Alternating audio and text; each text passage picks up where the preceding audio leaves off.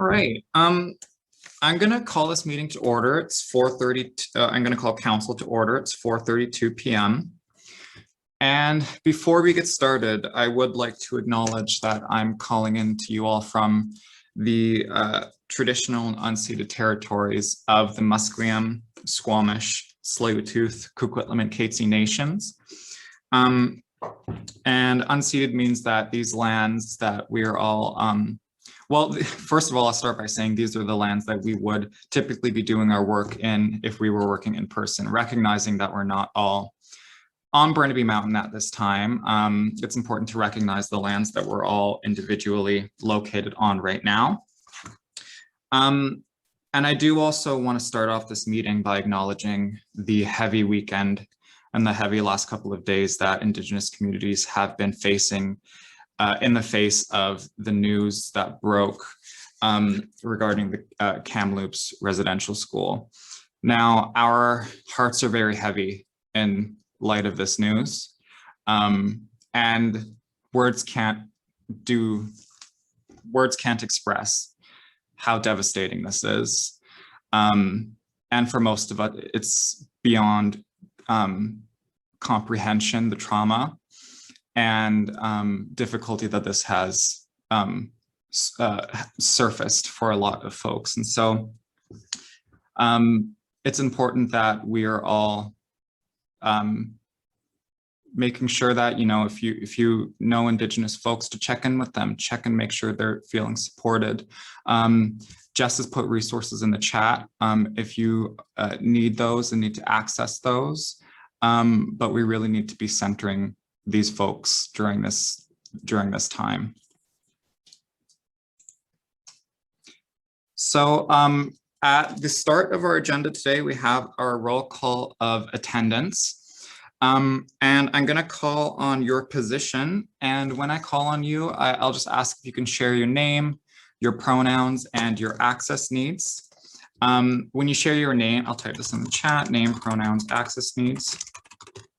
When I ask for your name, if you can please share your first and last name. And access needs are anything that we can do in this space here to accommodate you and so that you're able to participate fully in this space. Or alternatively, it's anything that you would like the committee, or the council rather, to know about your participation in this space today. So I'll begin with our student union representatives, and please be ready to unmute your mic when you know that your name is coming up. It just helps speed the process up a bit more so we can get to our the rest of our agenda. So I'll start with our archaeology representative.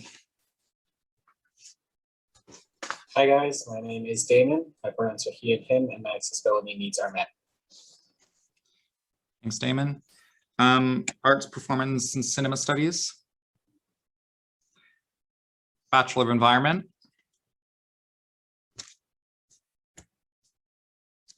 Behavioral Neuroscience. Hi everyone, my name is Arthi Srinivasan, pronouns she, her, hers, and all my access needs are met.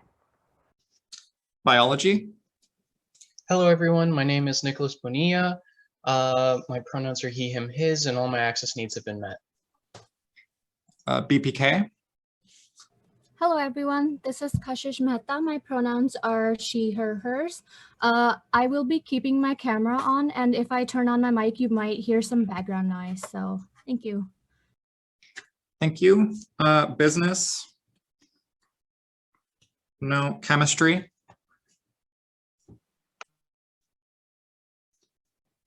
Oh, I think they let me know they were going to be late. Cognitive science. Cognitive science, no. Okay, communications. Hello everyone, I'm Ashwin Barosha. My pronouns are he, him, his, and all my access needs are met, except I have to leave the meeting at 7 p.m. for my co-op meeting. Comp sci. Hi, my name is Ryan Mansickle. My pronouns are he, him, his. All my needs are met. Thank you. Crim. Hi, Charlotte Taylor Bear, she, her, hers, all my needs are met. Thank you. Thank you. Dance. No. Data science. Hello everyone, my name is Warren. My pronouns are he, him, his, and my access needs are met. Thank you. Earth science. Economics. Hi everyone, my name is Sandra. My pronouns are she, her, hers, and all my access needs are met. Thank you. Education. Hi everyone, my name is Ji Choi and my pronouns are she, her, and hers, and all my access needs are met. Engineering science. English. Hi, this is Emerald O'Donnell. My pronouns are she, her, and my access needs are met. Awesome. And you're here today as an alternate, correct? Yes, I am. Awesome. Thank you very much. Environmental resource. Environmental science. Hi, my name is Chloe Homanyuk. My pronouns are she, her, hers, and all my access needs are met. Film. Hi, my name is Amelia Samard. My pronouns are she, they, and all my access needs are met. Thank you. French. Hi, my name is Kylie Pokranich. I use she, her pronouns, and all of my accessibility needs have been met. GSWS. Hi, everyone. My name is Devin Butterworth. My pronouns are she, her, hers, and my access needs are met. Thanks. Geography. Hi, my name is Monica. My pronouns are she, her, hers, and my access needs are met.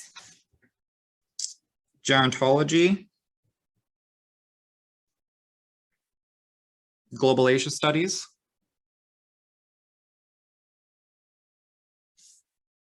Health science. Hi everyone, my name is Joselle. My pronouns are she, her, hers. My access needs, I might turn my camera off here and there, and I'll also have to leave between 6 to 7:30, but I'll be back after that. Thank you. History. Hi everyone, my name is Alan Saunderson. My pronouns are he, him, his, and my access needs have been met. Humanities. Indigenous studies. Hi everyone, my name is Stephanie Henriquez, pronouns she, her, hers, and all my accessibility needs are met. Thank you. Thank you. Ayat. Hello, my name is Jeremy Felix, pronouns he, him, his, and they, them, theirs, and all my accessibility needs have been met. Thank you. International studies. Hi, my name is Deanna Short. My pronouns are she, her, hers, and I'll just be turning my camera off every once in a while to get a bit of a break. Sounds good. Labor studies. Hello, my name is Justin Chen. He, him, his, and all my accessibility needs are met. Thank you. Linguistics. Math. Mathematics. Megatronics. Hi, my name is Riley McWilliams. My pronouns are he, him, his, and all my accessibility needs are met. MBB.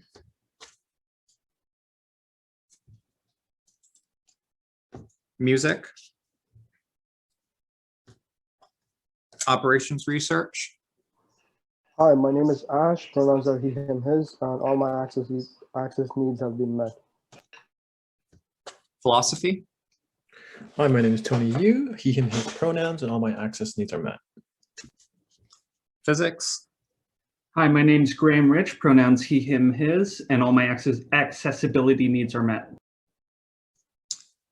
Political science. Hi, everyone. My name is Helen. My pronouns are she, her, hers, and all my access needs are met. Thank you. Psychology. Hi, everyone. My name is Tiffany Liu. My pronouns are she, them, and all my access needs are met. Thank you. Science Undergrad Society. Hello, everyone. My name is Zaid Lari. My pronouns are he, him, his, and my accessibility needs are met. Arts and Social Sciences. Hi, everyone. My name is Akam Sidhu. My pronouns are she, her, hers, and all my access needs are met. SASU.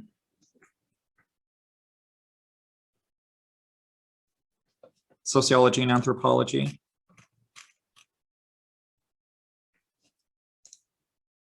Kayla, I see you're on the call. Okay, if you're able to type in the chat, that's totally fine too. Let me know if you have any access needs. Software systems. Hello. My name is Shashank Dhanalapati. My pronouns are he, him, his. All my accessibility needs are met. Thank you. Thank you. Statistics. Hi, my name is Stephanie. My pronouns are she, her, hers, and my Wi-Fi is a bit slow, but other than that, all the accessibility needs are met. Thank you. Student Athlete Advisory Committee.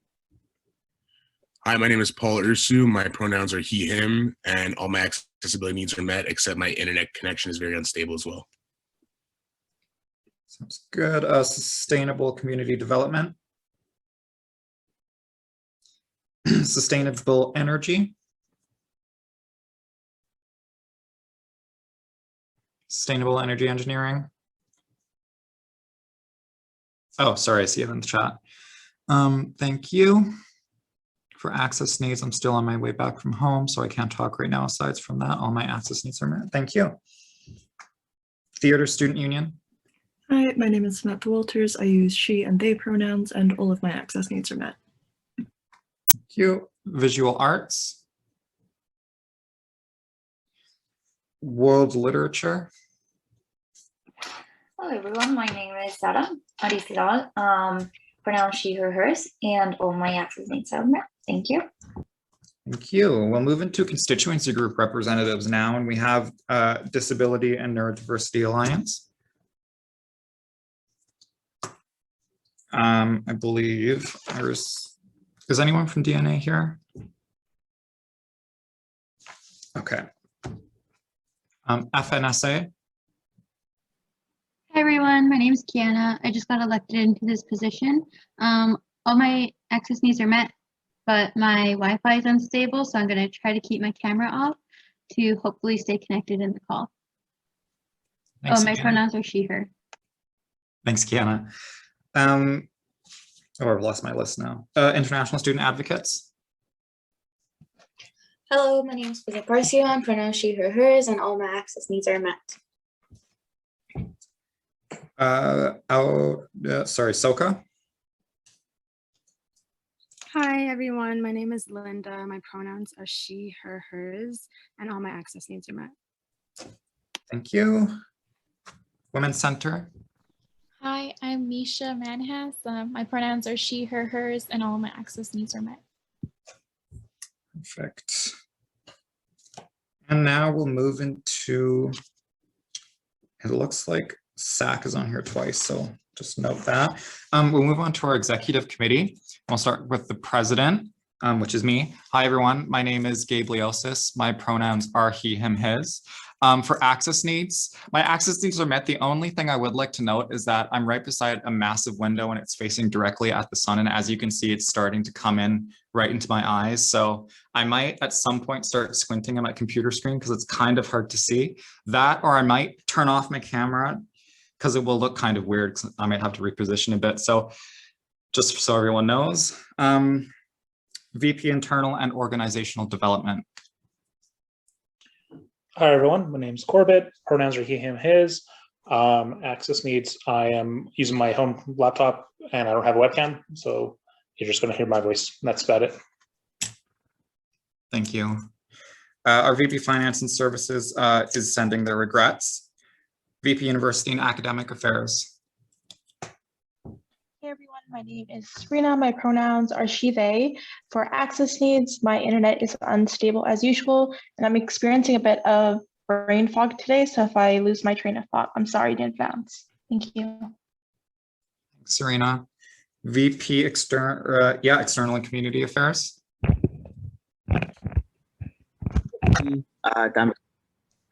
My pronouns are he, him, his. My accessibility needs, I'm going to be keeping my camera off. I'll try to turn it on in a bit. Just my Wi-Fi has been really bad, so I'm just trying to make sure I don't cut out. And also sometimes my mic lowers itself like in Zoom sometimes. So let me know if you can't hear me. Thank you, Matt. Marie, I think Marie said she was going to join late, but if she's here. No, okay, so she'll be joining us in a bit, I believe.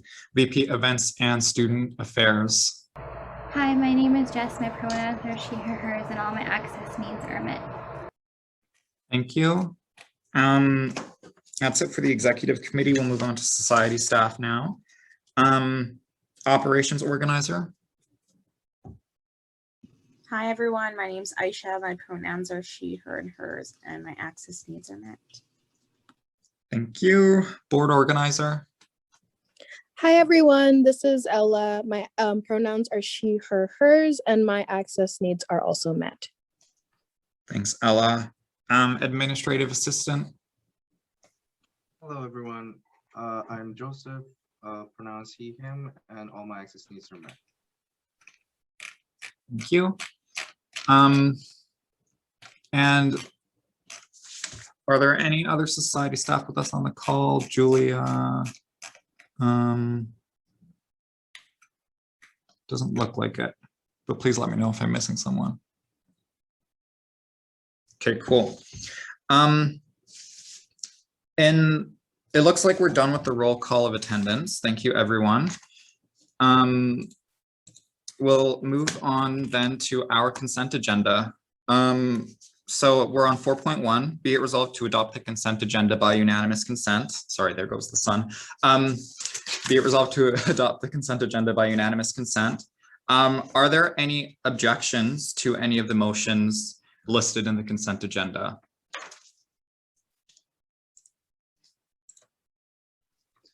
I have a comment. Sure. It's the minutes from last meeting have this little tiny mistake, and I just wanted to point it out.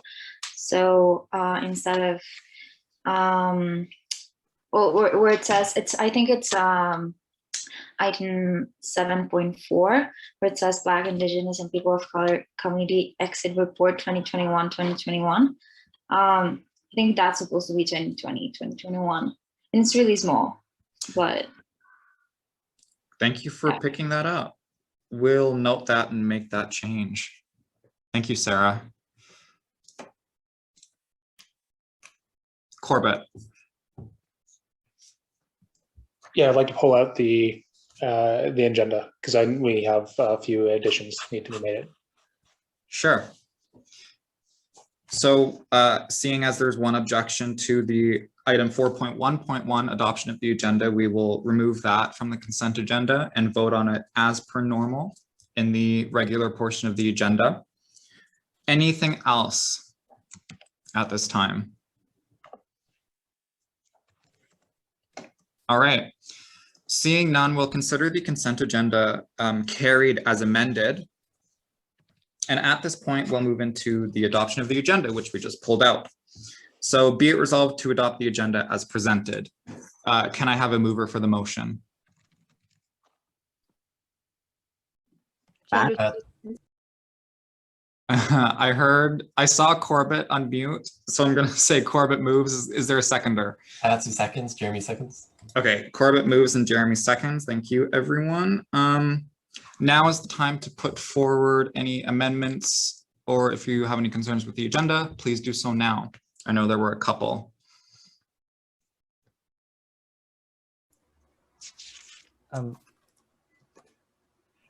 Sorry, do I just paste it in the chat or? Yeah, list yourself in the chat and then you can just put forward what you wanted to. Awesome. So. Sorry, I think it maxed out on the word character. It might be cut off. Yeah, if you just want to paste that last line, that's cool. But I have it in an email too. So, but if you can put it in the chat, that'd be great. Yes. 1 second. Sorry. But in short, in case people haven't had a chance to read, I wanted to bring attention to a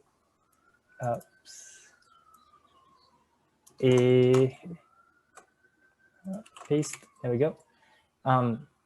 A petition that's currently going around about just a conversation around how SFU has a letter grade only grading scheme, whereas other North American institutions have a percentage base or the option of both.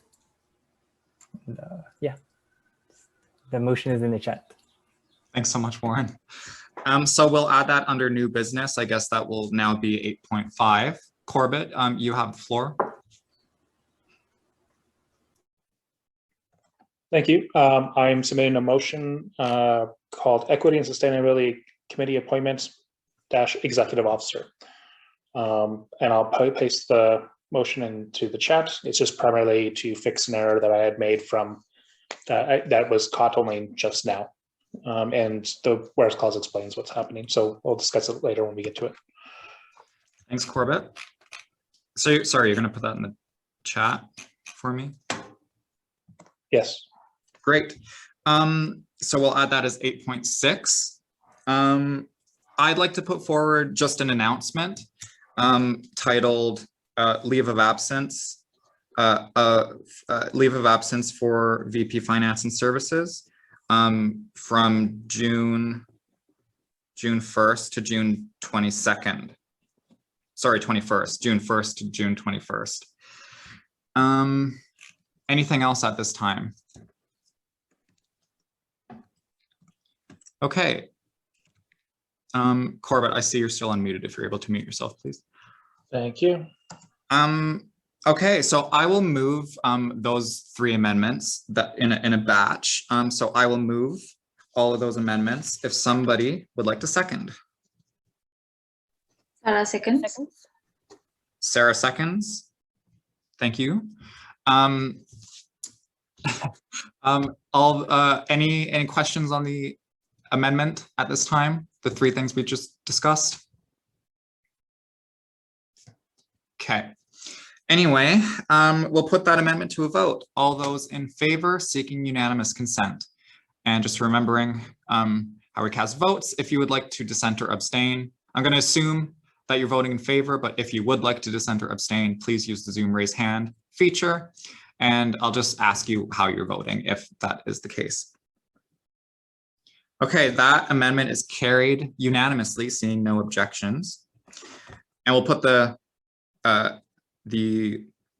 main motion to a vote, except that I realize I just forgot something. So I need to, I'd actually like to add one more amendment, and that is to ratify regrets from, a motion to ratify regrets from Joey Raffol. So I'll move that again. My apologies for missing that. Is there someone who would like to second that? Nicholas can second. Nicholas seconds, thank you. Any questions on that?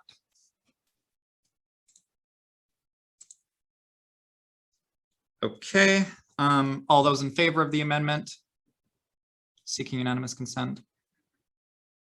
Okay, that's carried. We'll go back to the main motion, which now reads, be it resolved to adopt the agenda as amended. Any last questions?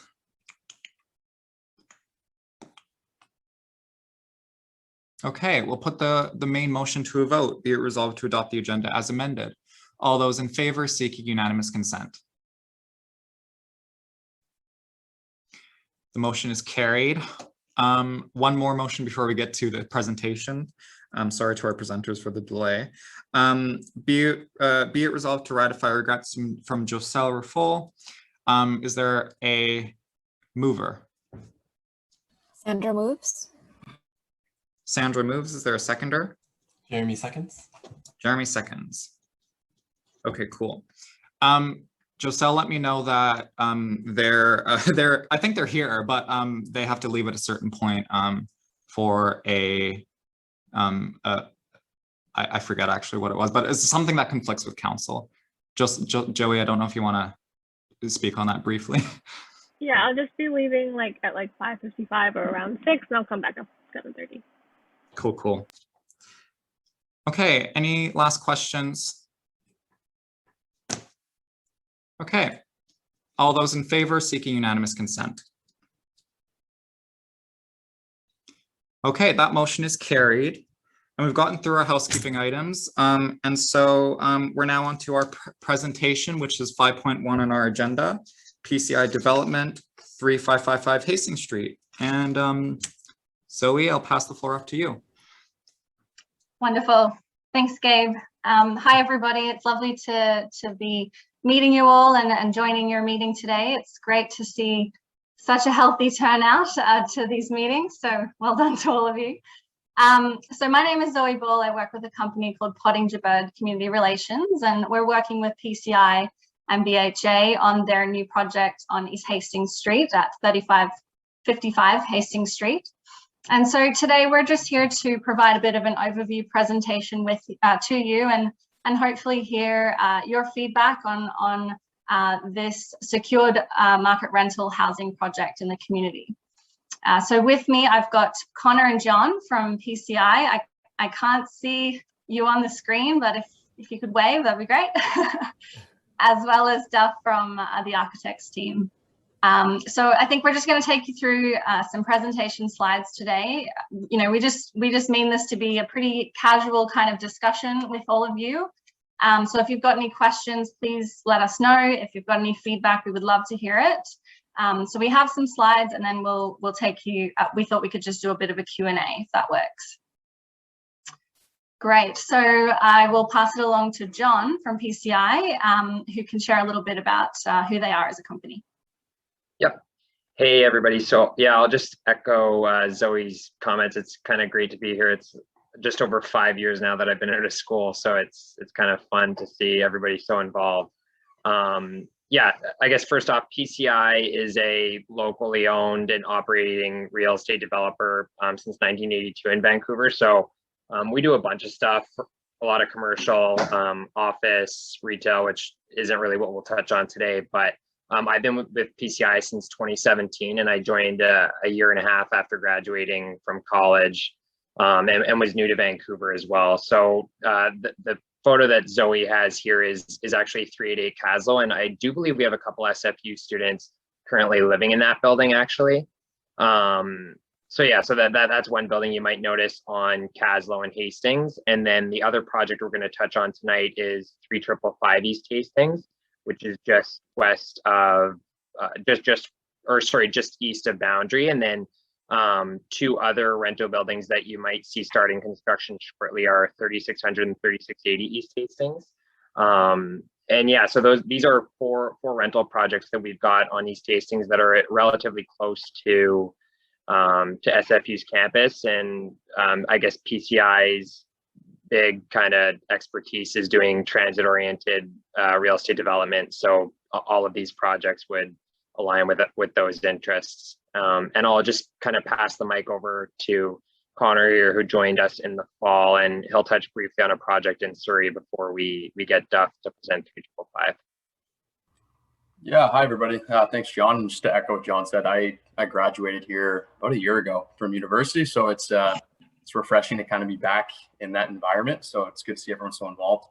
I've been with PCI for about 6 months as a development consultant, and my primary focus has been at King George Hub, which is our largest development, and it's probably arguably the largest private development in Western Canada. It's a 5-phase mixed-use development, and it's a master plan community. It's really close. It's a stop away from SFU's Surrey campus. And so one of the major towers on this site is a 100% market rental tower, 371 units, 35 stories. That'll be coming to market in November. So that just kind of furthers PCI's commitment to rental housing in Vancouver and in the Lower Mainland. So yeah, thanks, John. Pass it on. Yeah, and sorry, I'll just kind of, the main reason we wanted to bring up that project is that there's going to be 371 rental units just next to King George Station. So if you or anybody you know is looking for a place to live, yeah, just kind of feel free to reach out to us. Zoe could share our information with you. Absolutely. So we do have some slides. I might pass it along to Duff to take us through them about the project on East Hastings, which is not too far from the Burnaby campus, the SFU Burnaby campus. So I'll pass it along to you, Duff. Great, thanks. I apologize, my Zoom name says Peter Huggins, but I'm actually Duff Mars. I'm an architect with BHA Architecture, and we've had the pleasure of doing a lot of work with PCI on the Caslow building there on the screen and other projects in this neighborhood, actually. So I'll speak to these slides, but one question, am I also able to share the screen, or do I need someone to give me the powers on this Zoom meeting? Just a question. I was able to share straight away, so I think you'll be great. able to, yeah. Okay, well, I'll start with this slide. Yeah, this is a nice shot of the neighborhood context. I mean, things are happening and developing so fast in this neighborhood that, you know, Google Earth can't even keep up. This blue box where our site is, it's a really great choice for rental. In my opinion, it's, you know, it's got a different edge on all sides. To the right, to the east is the Kootenai bus loop, you know, so a great transit oriented spot for development. You can head east or west to SFU, or if you head a block and a half east, there's also more bus routes north and south along Boundary Road. You know, across the street, there's a 6-story development. On the corner at Hastings and Skeena, there's an existing 6-story development. And to the block to the east, there's 2 15-story towers, which actually have a moderate income rental component, so some below market units there. And this will offer secured market units, 56 units. So this is a cluster of blocks with a lot of development, a lot of rental. And so what I hope happens is that also injects life into all the retail that's being offered in the area. This building, which I'll be showing you closer in just a sec, you know, it has a spot for a restaurant, 2 retail units, you know, an artist studio in the back. And the other new developments that I've just touched on, they also have retail and restaurant units. So I'm hoping with the hundreds, literally, of units that PCI is bringing to this neighborhood can really inject some life, you know, whether it's students, families, or whoever. So do you want to just move forward to the next slide? Yeah, this is, you know, just a little closer look at the site context, a few different views. You know, as you can see, it's maybe a little hard to tell, but the existing site, you know, the bottom right photo, was a restaurant that was really deeply set back from the street with a surface parking lot. So not something that was, you know, really animated the sidewalk or, you know, provided any eyes on the street. So, you know, a great choice for redevelopment, you know, because the city is trying hard to sort of create a new street edge that's a lot livelier, safer, etc. But maybe we'll just move on to the next one.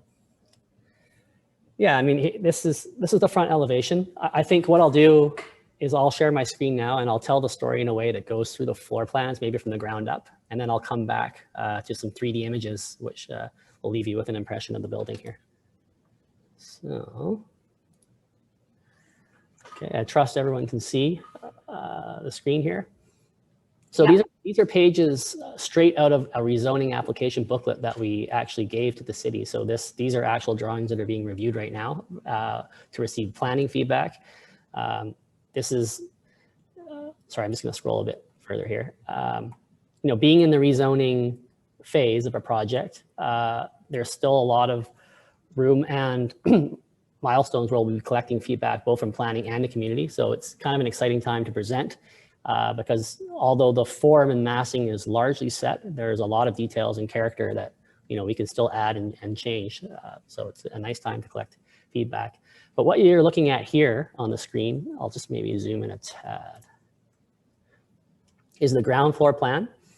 And so this purple is where a restaurant could be, and the red and orange are 2 retail stores. And then tucked in the back is a space for an artist studio or workshop that residents or perhaps the community could use with a sort of sneaky hidden gem entrance off of the lane. You know, the lobby is inset, which allows for, you know, bike parking and, you know, intercom, etc.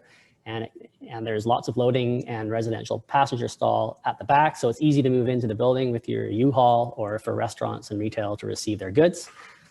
So, you know, it's still a very conceptual plan, but, you know, I think we're getting closer, scratching at, you know, what's possible with given this space. And, you know, the entrance to the parkade is also off the lane, you know, on the side away from the bus loop, just to sort of avoid any conflicts, you know, with buses or transit that might happen there.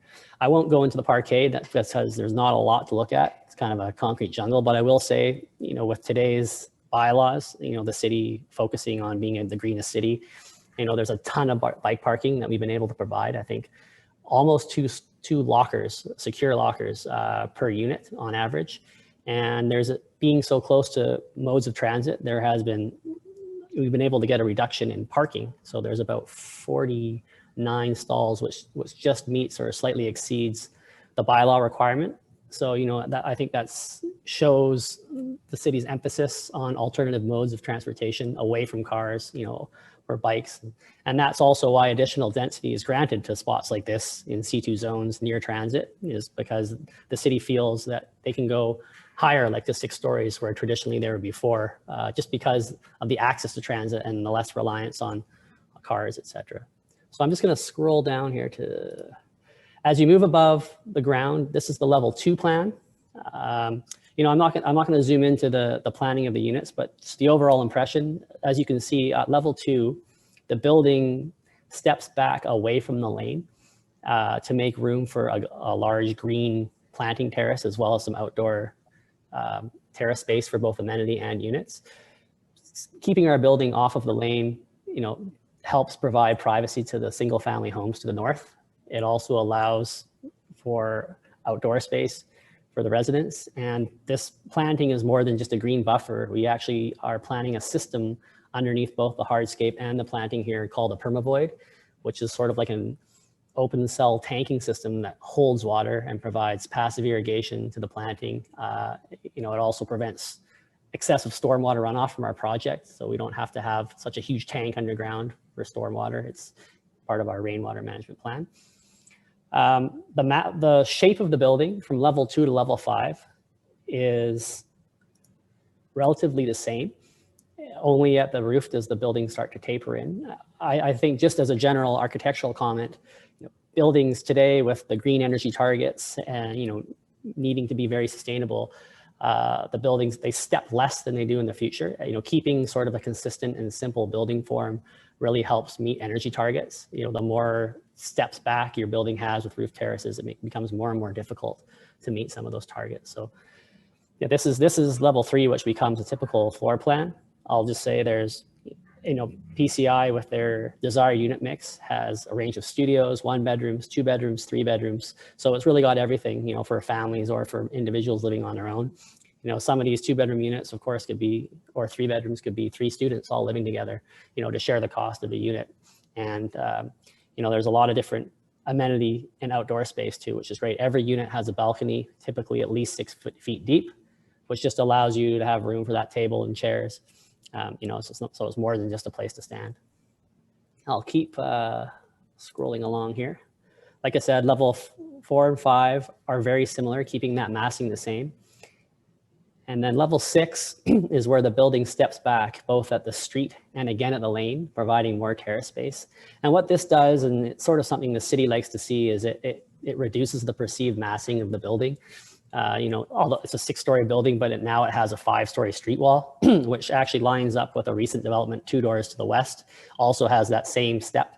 And so we're sort of establishing this new building edge, this sort of, you know, we're speaking to other projects that are kind of coming down the line. And then, you know, we're also very excited about the roof here. There's level 2 outdoor space for amenity. There's the artist studio on the ground level, but on the roof, there's probably the most special amenity space. You know, for building code reasons, we can't have a room up here. We can just have a lobby, or else it would trigger concrete construction. But there is a huge outdoor space, which has, you know, about a third of it is for children's play area with rubber surfacing and balancing structures and a coloring glass wall. And there's also urban agriculture plots for a few growies. And, you know, we've already had some discussions about maybe even expanding the footprint of the urban agriculture based on some feedback from other community groups.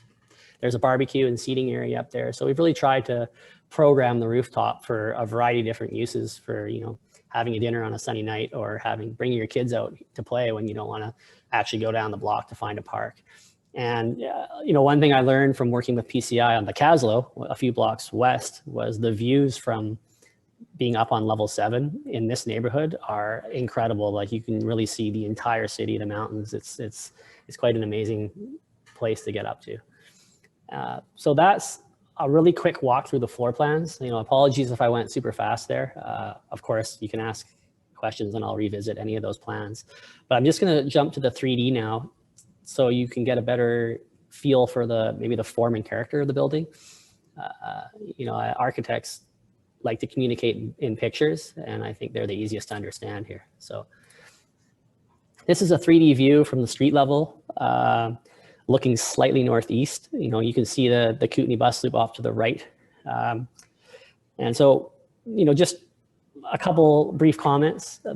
You know, we have the first 5 stories are really outlined in a brick. You know, Hastings has a sort of a historical industrial character, and you know, a rugged, durable material often seems quite appropriate, and you know, speaks to a lot of the other buildings that were in along the strip. So you know, brick sort of forms the anchor, and then you know, we've got some accent colors, you know, which speaks to sort of the quirkiness of this neighborhood. We've chosen a green and a blue. I know they're not the SFU colors, but you know, maybe it's Canucks or something, white. But yeah, and then you can see the storefront along the ground. There, you know, it jogs in and out to create a bit of animation. You know, I think once stores move in and there's places for signs to, you know, to add individual life there. And then just to sort of highlight where the lobby is, there's that lime green punched in spot in the corner. So yeah, that's sort of the general overall look, and you can see the sort of one of the trellises of the roof terrace sort of peeking up above. Here's another front elevation. I'll just pause on this picture here. You know, one area which, you know, of course we'd love feedback on, and one opportunity, I suppose, is, you know, being a mid-block site, the building has to face the street and the lane. There's not really an opportunity for windows or units to face the Kootenay bus loop. Like what you see here is a firewall. So it's a masonry wall with a fire rating, you know, and what we've done is, because it's just a big blank wall facing the Kootenay bus loop, which probably isn't going anywhere anytime soon, you know, we've covered it in panels, but I think there might be an opportunity here for a mural or some more playfulness. And so, you know, I would say what we have drawn here is a bit of a placeholder, and I would love to take a closer look with some feedback.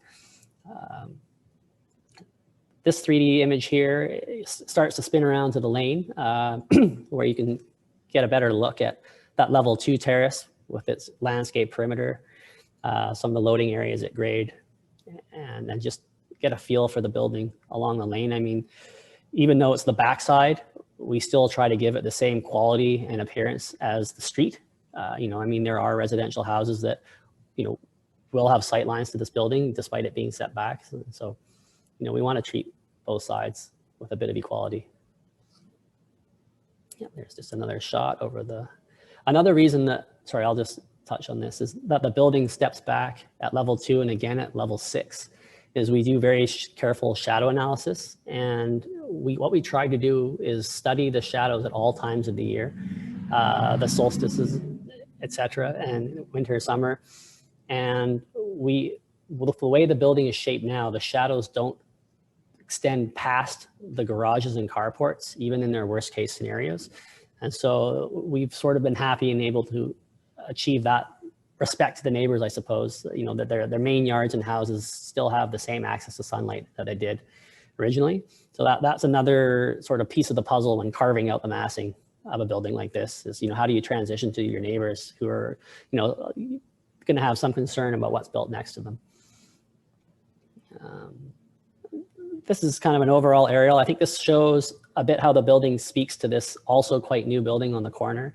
Again, it has that 6-story massing with that relieved 6-story and the bus loop. So yeah, it's a really interesting site, you know, with you know, a different condition on each side, which is, you know, as an architect, it's fun to have to respond to those challenges. But I think, yeah, the rest is just materials. I'll stop sharing there. You know, in the interest of time, I think I'll turn it over here to any questions. And I think between John, Zoe, Connor, and I. Jeff, I might have missed it, but did you speak about the artist space we're looking to build? Maybe just too briefly. Yes, so there is, behind the retail units on the ground floor, there is an artist studio or a workshop. And yeah, it has access from the lane or also through the lobby and a corridor. And yeah, that's sort of an exciting feature that we've never been able to provide before. You know, so that, I mean, John, you might be able to speak about where that idea came from, but yeah, it sounds quite neat. Yeah, I guess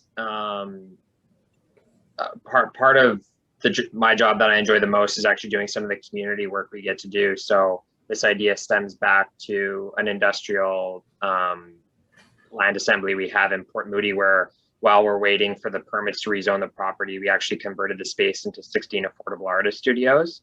So there's actually an article in the Tri-City News if anybody's interested in reading about what we did there. But basically, artists are paying as little as $30 a month, and typically artist space can go for about $50 an hour in Vancouver. So so that's a pretty cool give back. And while through working with BHA, we were looking at retail space, which I'm sure none of you are very interested in.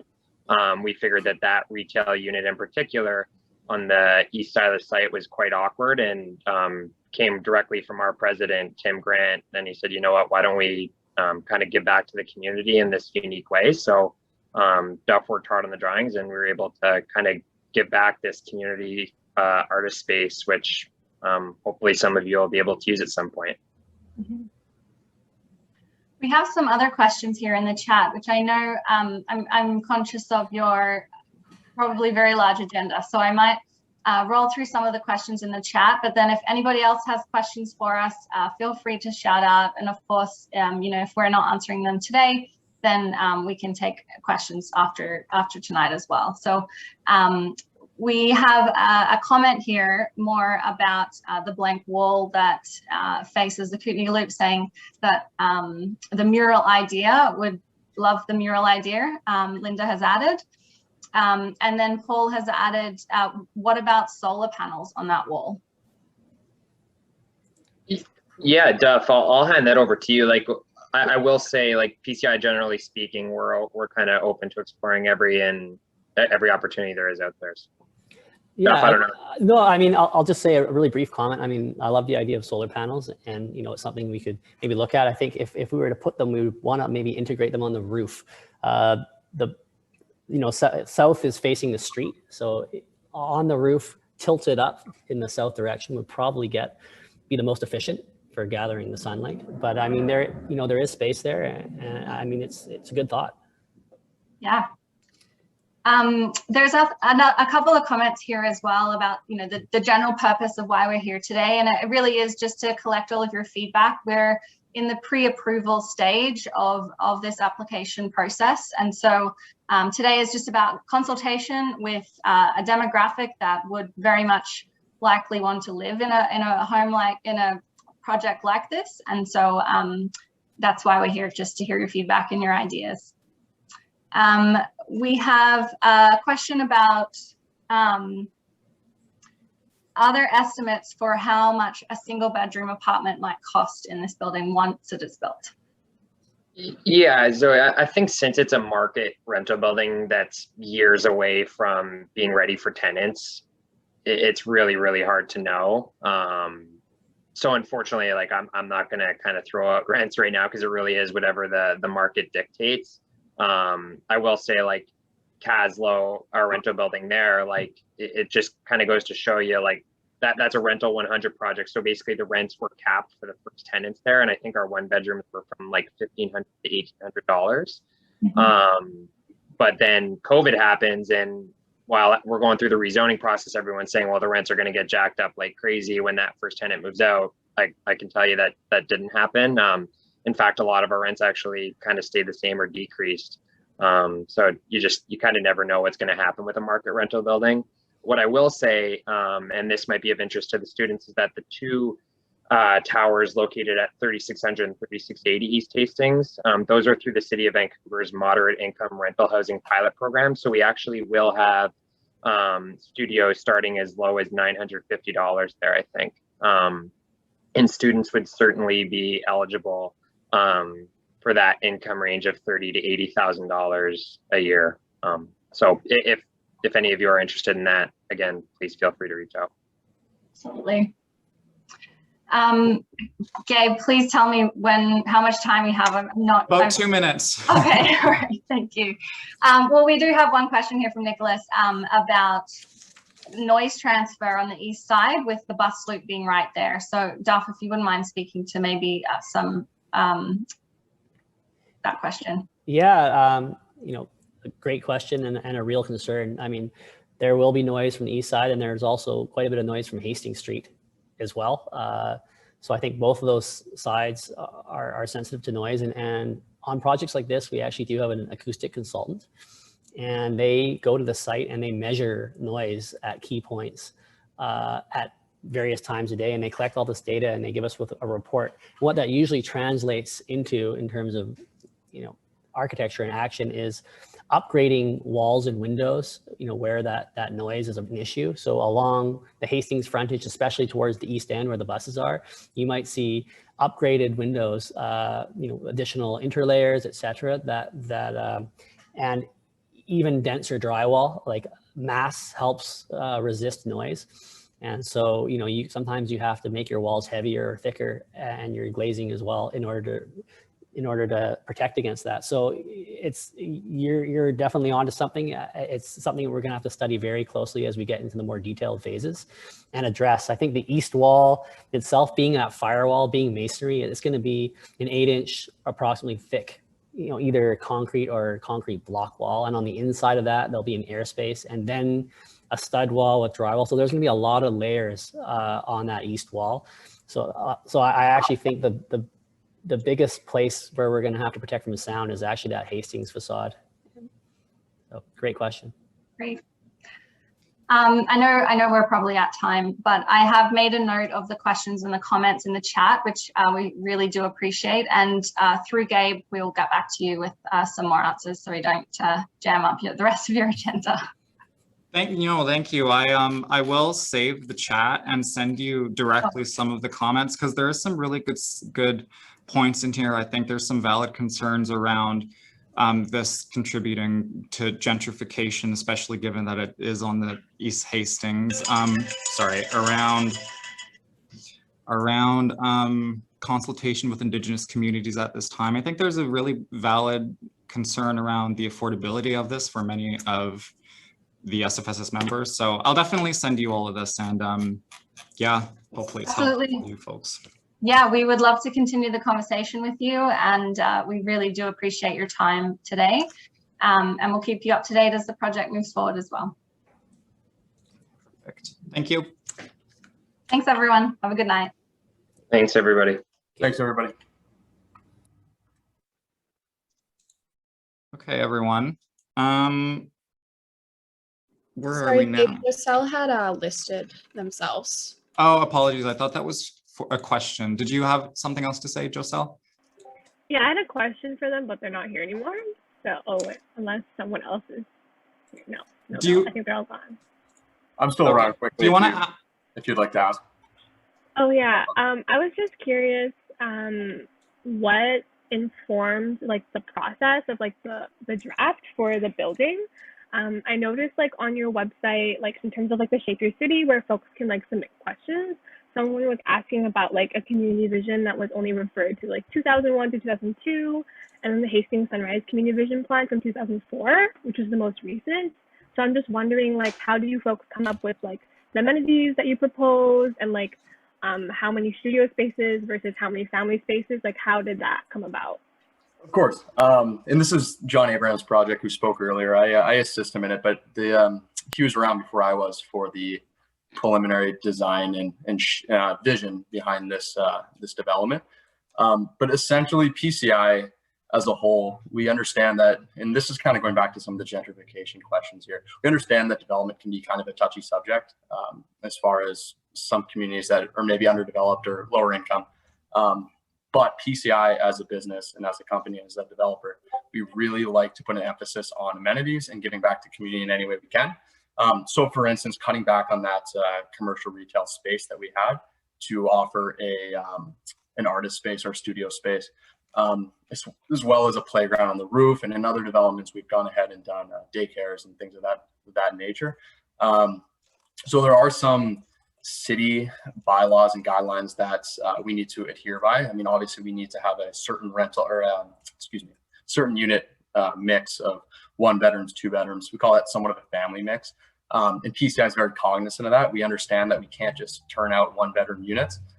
We want to be able to provide family units for families in the area. And in this instance, being so close to SFU, 3-bedroom units and 2-bedroom units that could be shared amongst students to cut down on costs, because we are very cognizant and understanding of how expensive housing is here in Vancouver. And we try our best to fix that in any way we can. So I hope that answered your question. Sorry, that may be kind of a long-winded answer, but any way we can give back to the community with amenity spaces and offering family units is something that we're going to put an emphasis on. Okay, thank you folks again. Alrighty, thanks everybody, appreciate it. Okie dokie. We'll keep moving down our agenda. We're doing good for time today. We're on old business now, section 6 of our agenda, access for all campaign. I'm going to read the motion now. So this was submitted by Serena, and there is an attachment, a briefing note. Whereas the COVID-19 return to campus primer outlines a full or close to full return to solely in-person activities on campus. Whereas the COVID-19 return to campus primer states that fall classes can be scheduled without physical distancing requirements. Whereas the COVID-19 return to campus primer outlines a plan that will disproportionately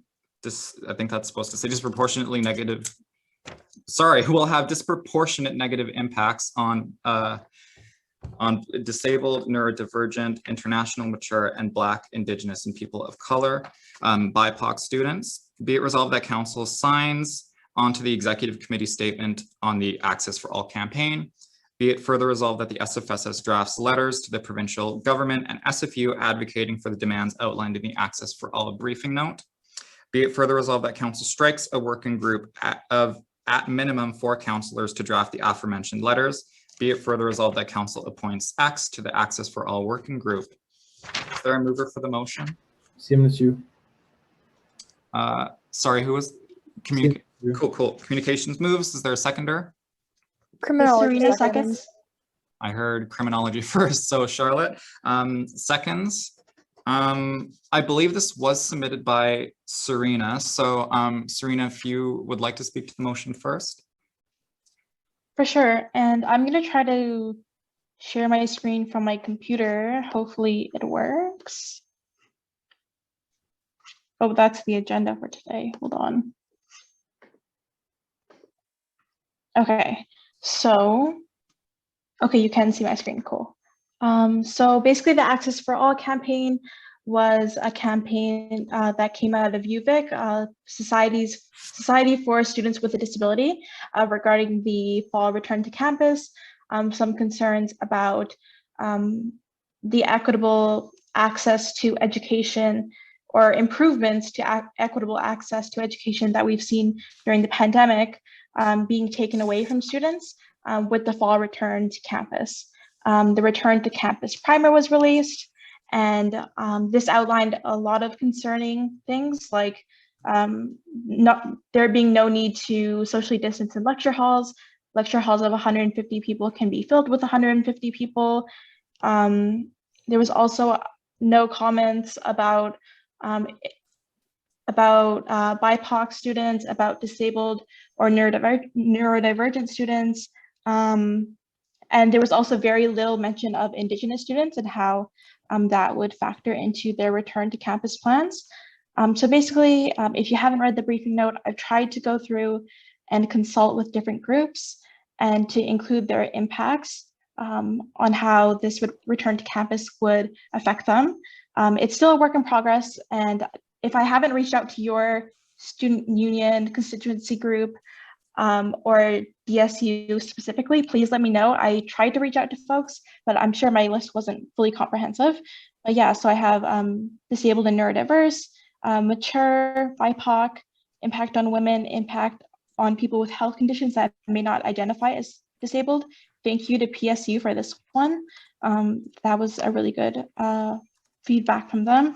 Impact on post-secondary students at large. I think I missed international in here. Oh, here it is. And then international got a lot of feedback from ISA. Thank you very much to them for that feedback as well. Yeah, but I just wanted to know y'all's thoughts. If you're interested, it would be great to have you on the working group. And if you have any feedback, please do let me know and I'll include it in the briefing note and in the campaign as well. Thank you. Thank you, Serena, for presenting. Is there any questions or comments on the motion?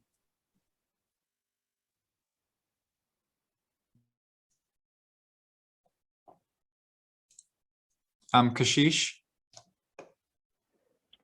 Hi, I just wanted to say that I really support this because not everyone is currently comfortable with going to campus in the fall, especially people who have been severely affected by COVID-19. As personally, I was affected by it as well. It's not just about whether you're physically capable of, it's a lot about the mental, everything that goes into it as well, like the anxiety. I personally am very anxious about going back. And from the town hall with Dr. Bonnie Henry, what I got was that they're very confident that everyone would be vaccinated by fall, at least their first doses, which is not relieving because we have been moving a little slow for now, and not everyone is being vaccinated. So it's personally concerning for me. For SFU, I think moving completely on, not completely offline would be just a little too drastic. So that's why I wanted to just support this.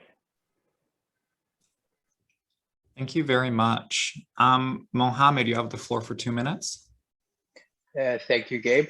I would like to first state that I am in support of this motion because obviously who wouldn't. But I do want to ask a few questions, if that's okay, on the action items that are currently presented.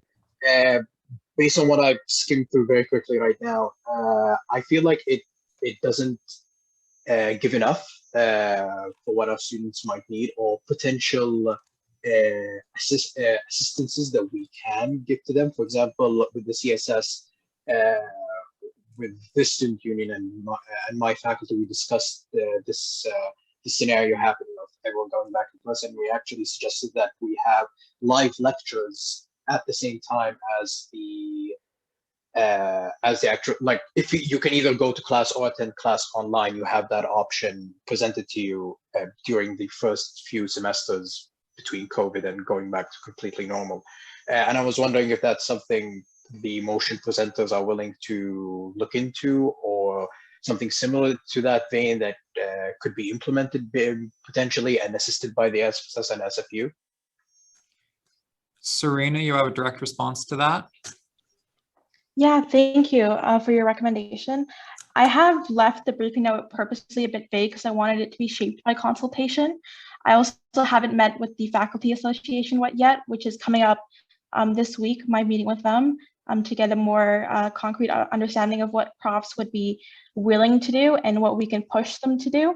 But recording lectures has definitely come up many times when I've reached out to student groups. So that's definitely something that's on my radar and something that I hope to include in the future. Thank you, Serena.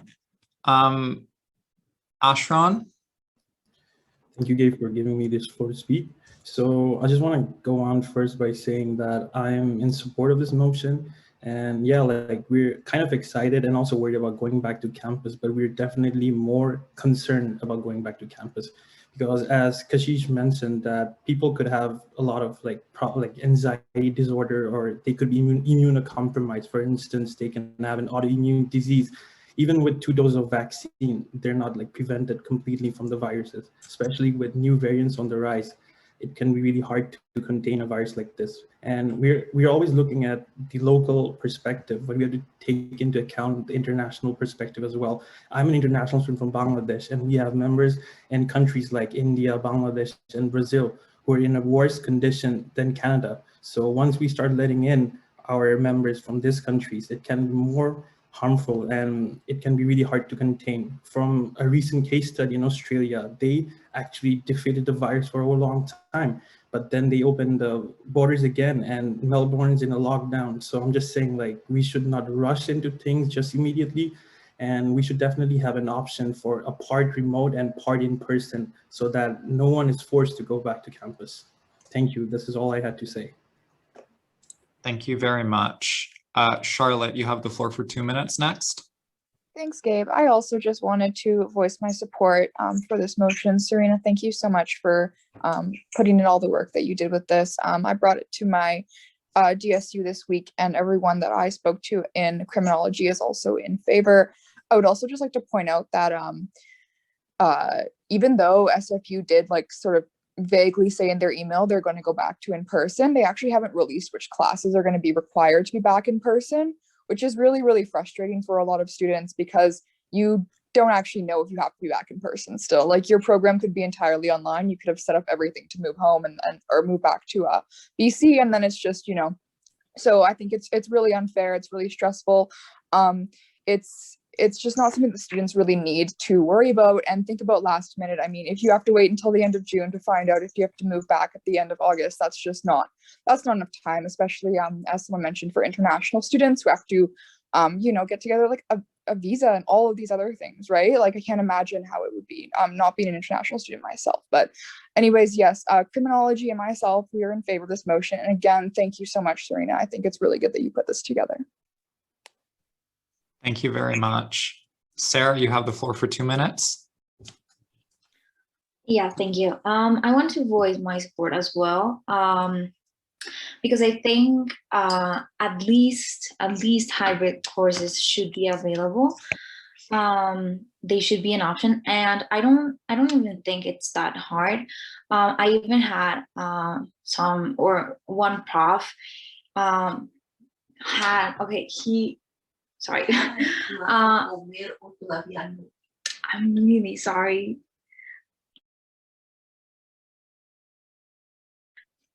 Oh God, I'm sorry about that. I'm so sorry.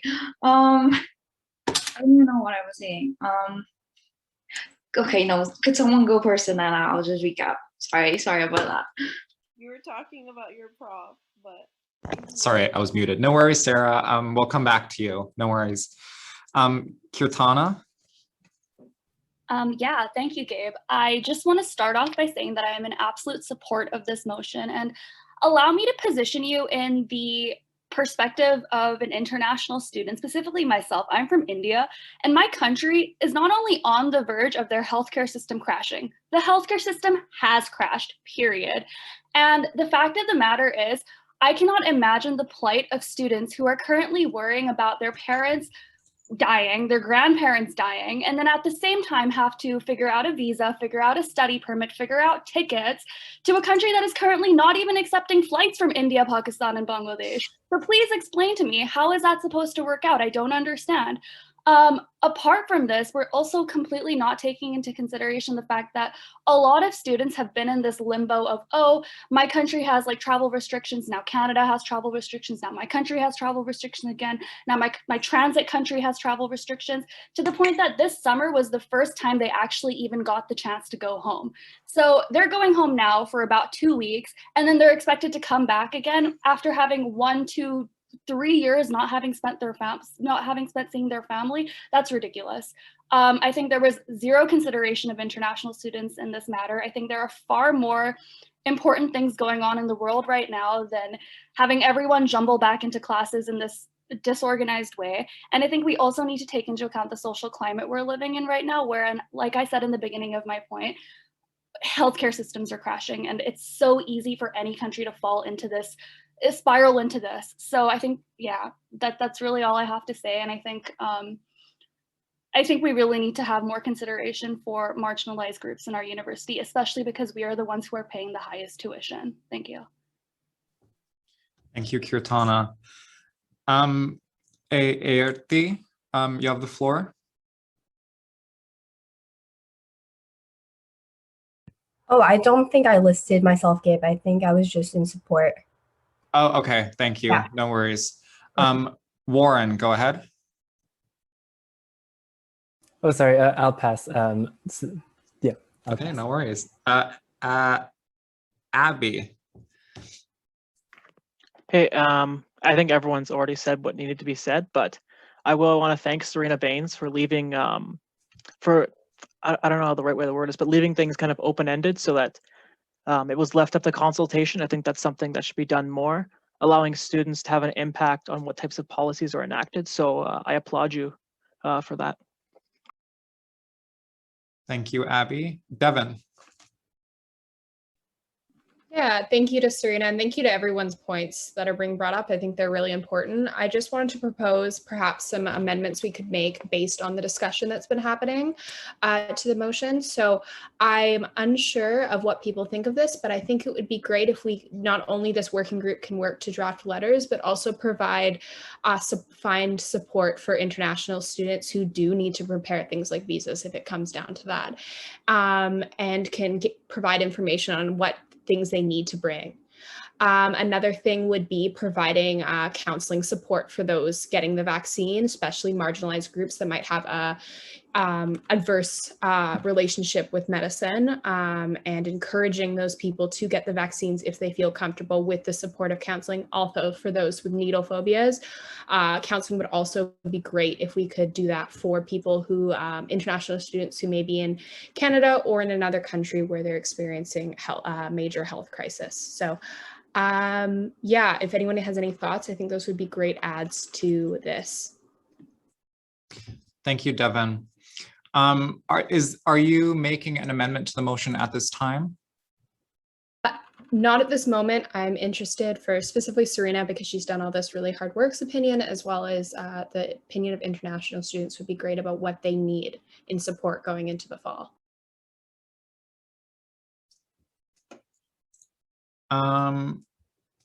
Okay, there's a direct response in the chat. Go ahead. Yes, I totally agree. I think finding ways that we can have supports for students who are impacted is super important. Regarding supports for international students, such as getting details on visa information, if people are doing that, I'd super encourage looking first at international services for students, because we have international advisors and a lot of online information that they've pulled together for that. I don't know how good it is, but I would recommend looking there first so that we're not doing something that's already been done at the university. Thank you very much. Next on the speakers list, sorry, I lost my speakers tracker here. Sarah has a direct response. Oh, please go ahead. Yeah, I'm in the process of actually getting everything together to travel. So I know a little bit of what the international services for students have, and they're very useful. It's just that there's this huge ton of things and links and things to read, and it's very overwhelming. But they're really helpful. There's just a lot of things. Thank you, Sarah. Now, apologies, I might be pronouncing this wrong, but Inayat? Yeah, Inayat. Oh, perfect. Thank you. Go ahead. Yeah. So actually, Kirtana said most of the stuff I wanted to say, but it's just that I'm in this actually experiencing it. So due to my personal reasons, I came back to India last year, and like my study permit was expiring this April. So I booked a flight back in the start of the April, and then I got COVID with my entire family. So like I had to cancel, and none of it was refundable. Like it was like so inconvenient financially also. I booked the flight exactly after like 17 days so that like, because my visa was expiring. But then it was like there was a travel ban, and now India doesn't extend the visa. So it is so inconvenient. And on cherry on the top is Canada put a deadline that by 15th of May, if you don't complete your application, you won't be able to get your visa for the fall.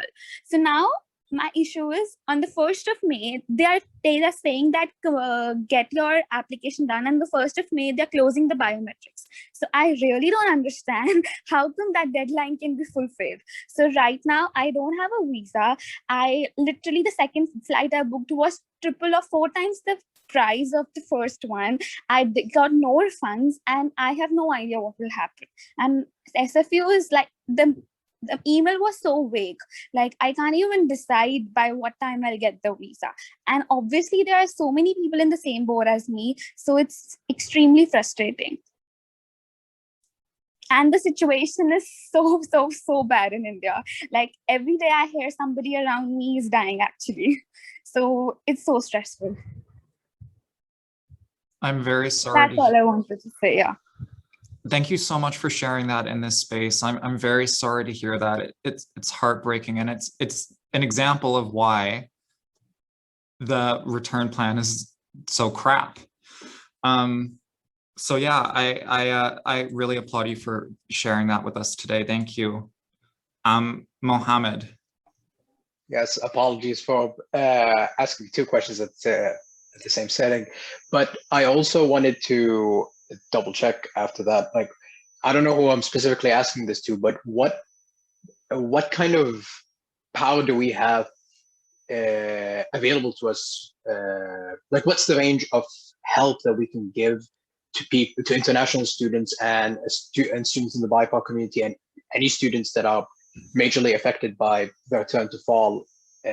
When we do return to fall, like, is it just that we can provide international advisors and mental health services, or can we provide, for example, a fund that can assist with the travel costs of coming back to Canada on short notice? What kind of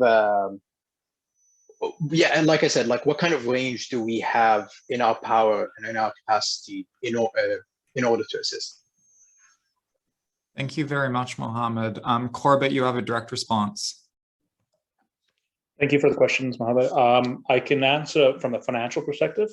The outgoing board last fiscal year, we put aside $400,000 to go towards what we called an emergency COVID-19 fund that we plan to distribute in the summer, later summer, for generally the idea of supporting students, both domestic and international students, returning back to campus.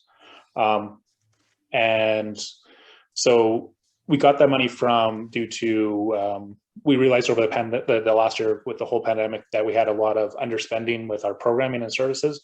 And so we were able to shift that money over to this purpose.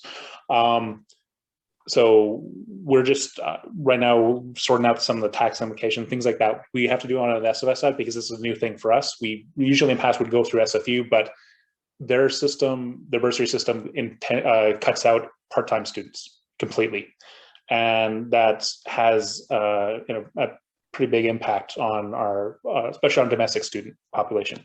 So we've been trying to figure out how to do it ourselves. So we're still in we're reaching out to external experts on this. And so I hope to be able to bring back to council relatively soon, maybe by the end of the month, with more concrete details, for at least in that aspect. There's also some additional supports through our health and dental benefits. There's there's some additional supports for things like I think refunding for tickets due to cancellation due to COVID, and they also have some additional other supports, I believe, for quarantining. We'll gather that information and send it out to council hopefully in the next couple of days. So thank you. Thank you, Corbett, for that information. Mohammed, you have a direct response? Yes, one final question. I apologize. But who exactly has power to distribute, or not power, more like say, to distribute the emergency funds? Like in specifics, like what money goes where? If anyone, yeah. Corbett, go ahead. Thank you. Yeah. So what was passed by the board had a really basic requirements. There wasn't a lot. Basically, it was 60% of the money would go to international students and 4% would go to domestic. And that was really about it. There wasn't a lot of specifics because at that time we didn't know the specifics that would be needed. And so that can be actually set by council. They can actually set a further, we can have a group develop the kind of the terms of reference, the specifics on how the money should be distributed, and how it should support in what ways. Like, are we supporting plane tickets back home? Are we supporting quarantine? Or are we supporting something else? The Finance and Administrative Service Committee could also work within that for looking at the budget aspects of it. But definitely council can approve that final distribution method. Thank you, Corbett, for that information. we'll continue moving down our speakers list, and Sarah, you're next. You have the floor. Yes, thank you. Just a little comment. I don't know if anyone has mentioned this before or if SFU is actually thinking about this, but for example, I personally get sick a lot when the temperature changes. I'm not used to the cold, so I would be sick often if I end up traveling. And then it doesn't have to be COVID. It could be just, the flu or a normal cold. And you can't go to SFU while you're sick. And if they don't have hybrid alternatives or courses, then how are we, supposed to keep up with classes or stuff like that? So I really think we should push for this. Thank you very much, Sarah. Ashron, you have the floor. Thank you. So I just want to repeat what I said again before. So as we can see that a lot of international students have this crisis most, we're affected more, I'd say. So we should advocate for something. So I was thinking if we can amend the motion to make sure that international students are not pressurized in a situation where they have to forcefully have to come back. For example, they said in the email that 70 to 80% classes would be in person, and that's a lot. So what if an international student has to take one of those classes and the student cannot come back? So I was just saying, even though SFU hasn't fully released a schedule yet, so if they fail to acknowledge that, and if we see that majority of the classes are in person, I was asking if we can amend that motion and make sure that it's flexible for international students. Thank you, Ashron. Are you, is there an amendment you're proposing at this time? As Devin did, I'll do the same as well. If Serena's working on that, so I'll help her with that. Okay, we can circle back. Sure. Thank you very much. Shashank? Yeah, hey, thank you so much. First of all, before I get started on my little list of topics I want to talk about regarding this, I would like to say that I'm completely in support of it. Software Systems is completely in support of this. Thank you so much, Serena. We had actually talked about this in our previous meeting. Okay, first thing, people can still get COVID after the second vaccination. It has been proven that it's only 95% effective, and it's 60% effective after our first vaccination. How many people by the first day of class will actually have both their doses? That's almost improbable. Plus, after your second dose, you have to wait a week or a little bit more than that to actually get the 95%. So that's the first thing. Second, asymptomatic carriers. This has been something that has been going on since the beginning of COVID. Asymptomatic, they say that it is 25 times less likely to spread COVID once you get your second vaccine. For something that spreads this fast, a 25th of it is equally as bad. Let's be real over here. Third one, schools. The school next door is implementing 25 different things on separate different layers to prevent that COVID is not spreading as much. And SFU comes up to us and tells us, hey, we have 150 seats in this class. We want 150 students over here. This is absurd. And the last thing I want to talk about on top of international students is the neurodiverse community who are exempted from wearing masks. I believe that we should take a little stronger stance on these people, because they will definitely receive some form of harassment from everybody else. Because one, they may not know that these people are exempted from wearing masks. Two, they may think that they're just being, let's say, insensitive by not wearing a mask, or let's say too confident that they won't get COVID-19. And the final point I wanted to bring up is hybrid classes in SFU. SFU says we're gonna get some form of hybrid, but only a couple of classes couple of rooms in AQ actually have the potential to record a certain class. If any other classes are taken place anywhere else, the max that can be recorded is the audio, and that is through third party, so it's not built into the actual class itself. It is probably not going to work as streamlined as SFU claims for it to be. And with that, I conclude my rant / a few statements I wanted to talk about. But yeah, Serena, we're all with you. Software Systems agrees. Thank you so much. Thank you very much. I do want to mention we probably have about, or I'll probably limit discussion to about 5 more minutes. So we'll get a few more speakers and then we'll wrap it up. Sandra, you're next on the speakers list. Okay, thanks. I'll try to keep it short just so everyone else can have a chance to. But I just want to say that this has been an ongoing conversation with my DSU even before Serena brought this up. So about the concerns about going back to campus. So we're in full support of the campaign, and thanks Serena for bringing that up. Also, I just want to, I'm really sorry to hear about the struggles that the international students have been dealing with, and several of my executive members are dealing with the same issues too. So with that being said, looking at the briefing notes, I'm just wondering how long this process would take, especially when it comes to sending a letter to the SFU administration and bringing up the campaign to the Senate, the Board of Governors, et cetera, and also waiting for their responses and their plan of actions after that. I feel like that could take up quite a bit of time. And since the fall semester is about 3 months away, it'll come pretty quickly, I feel. So I think that we should ensure that everybody, we should just ensure that SFU is as accommodating as possible and responds quickly, especially towards the marginalized communities before the fall semester starts. That's a very good question, Sandra. It looks like Serena has a direct response.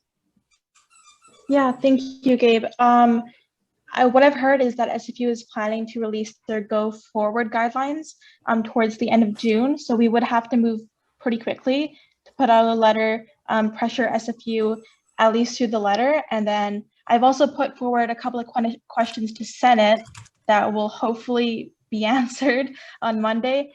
And that included when will the Go Forward guidelines be released? Will there be any student consultation regarding those guidelines? And another question too that is escaping my mind, but yeah, we would have to move fairly quickly because those Go Forward guidelines are supposed to be implemented at the beginning of August, I believe. Thank you, Serena. Sandra, that answers your question. Fantastic. Okay, Warren, you're next. Yes, I'll try to be quick. So I was reading through the document of the BN Access for All campaign that you shared earlier, and I was having a look at the call for action, I think, or the recommendation part. Essentially, I was reading it. Given all the information above, what can we ask SFU to look into? And is there some sort of a feasible plan of action that we can suggest? Because something we want to maybe, we don't want to throw a bunch of complaints and not have a recommendation that follows. Otherwise, we're just complaining and not giving a solution. So among those points, I would suggest requesting either releasing or engaging into some sort of analysis to see the percentage of people impacted. Just through a quick Google search, there's this report that they do every year. And following in it's a small testimonial. There's something that says that 21% of undergrad students are international, and these last year at least represented 166 people. If they had a more comprehensive analysis they could publish or at least start engaging, that would show how many people are expected to come back on campus, taking into consideration those who can't physically be on campus, a small schedule if they decide to alternate things, and maybe at least I just pitched this to Data Science Student Society. Given let's say there's an X percentage of chance of spread, given these people and given the vaccination, what's the probability of getting more than X percent of SFU students infected on the first semester? Something along those lines. Some sort of backed report that could give a bit more confidence to students for coming back on campus, and also give some accountability, even in some sort back up SFU's decision to go back on campus, not just follow provincial regulations, hand waving. Yes, thanks. Thank you very much, Warren. We have 2 direct responses, and around that time, I think we'll try and bring the discussion to a close. But Serena, or sorry, no, Serena, you're first, and then Devin can go next. I just wanted to ask for clarification for Warren, because I'm just adding this as a comment to the calls for action section. Would you like the report be something that's created by the working group or by SFU?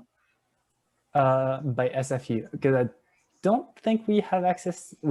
I'm not sure if we have access to the data that would be needed to make that kind of report. Okay, perfect. Thank you. Devin.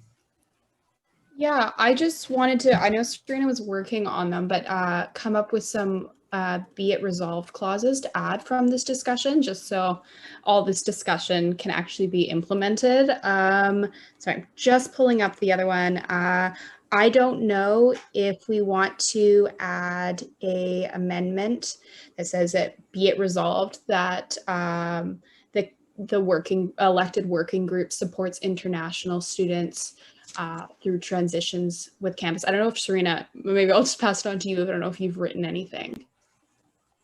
Yeah, so I have a couple of amendments in the notes that Jess is taking. I'm hoping that we can pass it all at once, so we don't have to do that a bunch of times. But I can put that in, and then if people want to motivate for the working group, I can include their names in it too, and I'll send all of the amendments in the chat. So hopefully it can be passed in through one large amendment. Okay, cool. Thank you, Serena.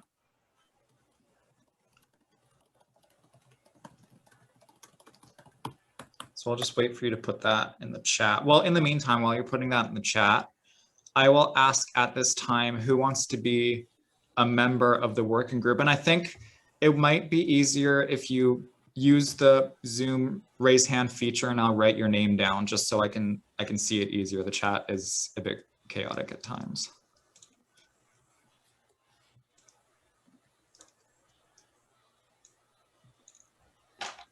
Or better yet, I'll take a photo. Ooh, look at that.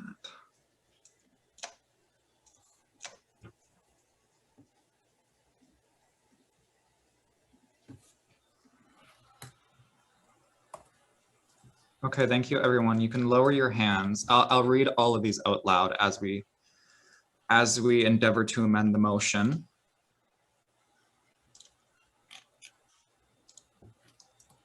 It's a lot of people. So let's do this.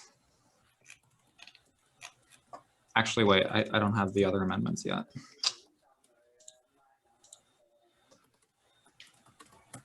Gabe, if you can put all the people who motivated in the chat, and then I can add it to the motion that I'm amending right now.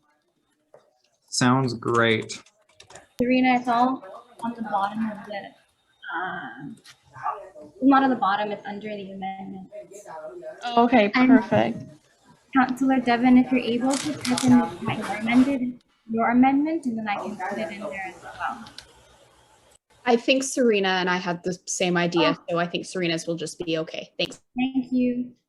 Yeah, I put it, sorry, I put it as, be it, my computer's freezing, but I put it as, be it further resolved that the working group prioritizes international, and I also included migrant students because I haven't met with Migrant Students United yet, but I would love to. So I also included them as well. I'm just trying to, sorry, my computer's internet is all really awful. Okay, cool. How about this? We're doing really good on time. How about we actually take a 5-minute break at this time while we work out the final wording of the amendments, and then we can come back in 5 minutes. How does that sound to everyone? Okay, cool. So return at 6:11, please, 6:11 p.m.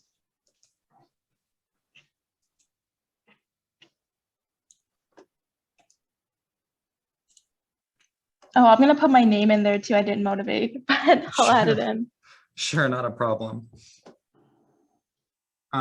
Okay, so I'll start, or okay, did you want to add the names in the red? I only have folks' first names right now, and that looks awful, but. Okay, cool.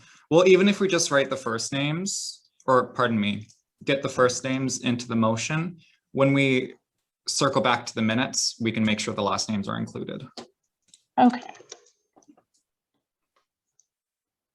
I want to clarify, like, I think I missed some people. Okay, I took a photo of it. Stephanie said her computer froze in the chat, and so she wanted to motivate. Okay, I'll add Stephanie as well. Thank you. Stephanie. I just assumed how that's spelled. Let me double check.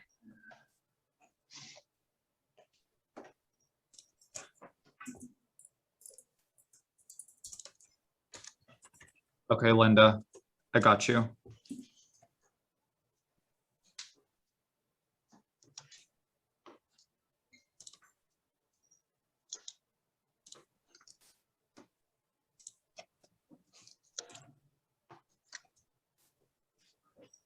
While that's happening, I'm going to take a brief stretch. Thank you, Serena, again for working on those amendments during discussion. No worries.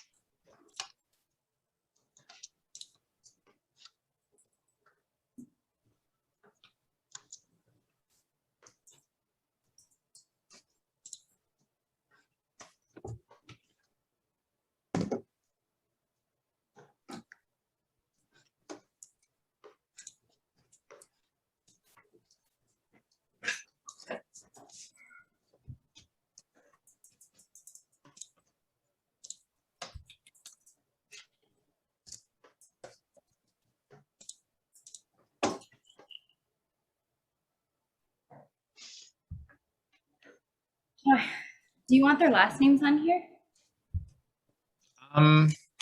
Yeah, let's do it. Let's tag team. Not everyone has their last names on Zoom though. Or Yeah. actually, it's at the top. So this is kind of messy because I didn't fix it. I know. I'm wondering, sorry.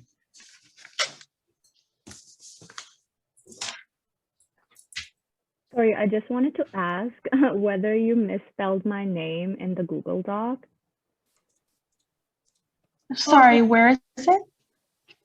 Or is that someone else? I'm just checking, sorry. We fixed it now. Thank you. Okay, thank you. Thank you for letting me know.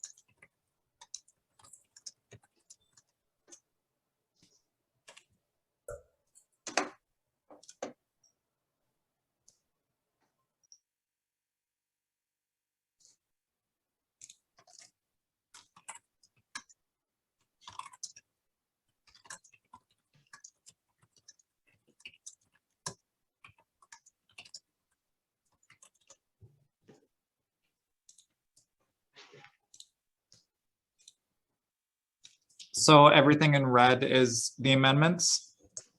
And I also crossed out the executive committee and then replaced it with the red, that council writes a statement of support. Okay.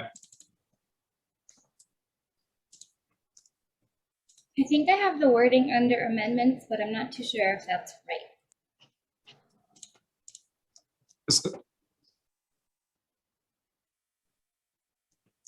Sorry, Jess, what was your question?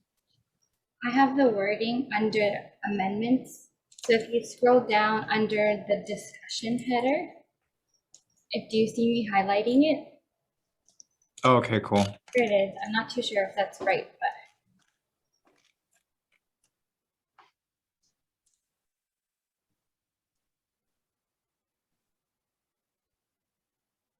Yeah, it looks right to me.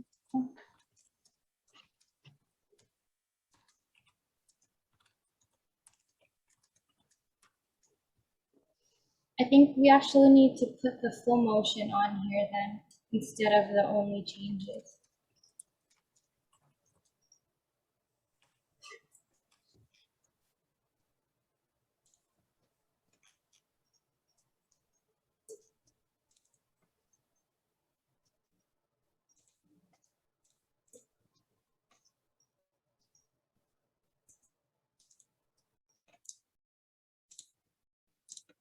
Okay, cool.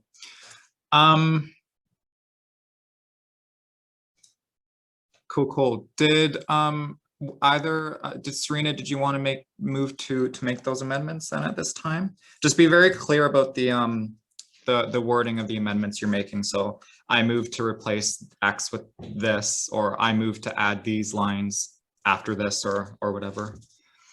Okay. I will move to amend the Access for All campaign motion to replace the wording in the first be resolved clause to strike signs onto the executive committee statement and replace that wording with writes a statement in support of. So then it would read, be it resolved that council writes a statement in support of the Access for All campaign. And then after the third, be it further resolved, I would like to include the following two lines.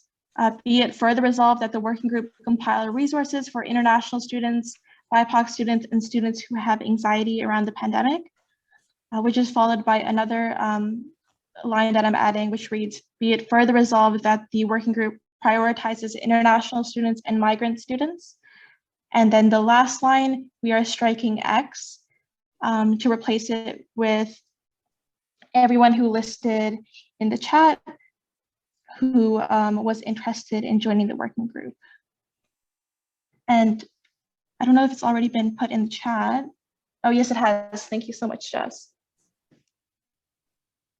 Okay, thank you very much. Serena moves to make that batch of amendments. So we're doing this all at once to amend the main motion. Is there a seconder? Okay, seconds. I saw Ashron first, so thank you for seconding. Any discussion on the amendment? I think we had pretty substantive discussion on the contents of the amendment already, but if there are any last lingering quick questions, now is the time. Firstly, everyone understands what we're voting on right now, right? Fantastic. Okay, cool. Well, I'm seeing no questions or comments, so we'll put the amendment to a vote. It is listed there in the chat, what is being amended. And Not the full one. Pardon me? It's not the full one. Hold on one second.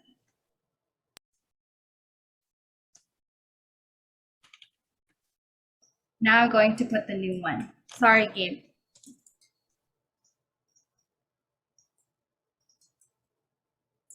Okay, there you go. Okay, so that'll be what the main motion is once it's fully amended, yeah? Yes. Okay, cool. So if you scroll up above though, you'll see the individual amendments that we're making. So we're voting on those amendments now. I'll put the question to a vote. All those in favor of the amendment seeking unanimous consent. And if y'all want to dissent or abstain, please use the Zoom raise hand feature at this time. But I am seeing no objections, so that amendment is carried unanimously. And so we'll move back to the main motion. And so just so everyone is clear on what we're voting on, I'll read the motion one more time, and then we'll move into vote on the main motion. So well, I won't read the whereas clause, I'll read the be it resolved clauses. Be it resolved that council writes a statement in support of the Access for All campaign. Be it further resolved that the SFSS drafts letters to the provincial government and SFU advocating for the demands outlined in the Access for All briefing note.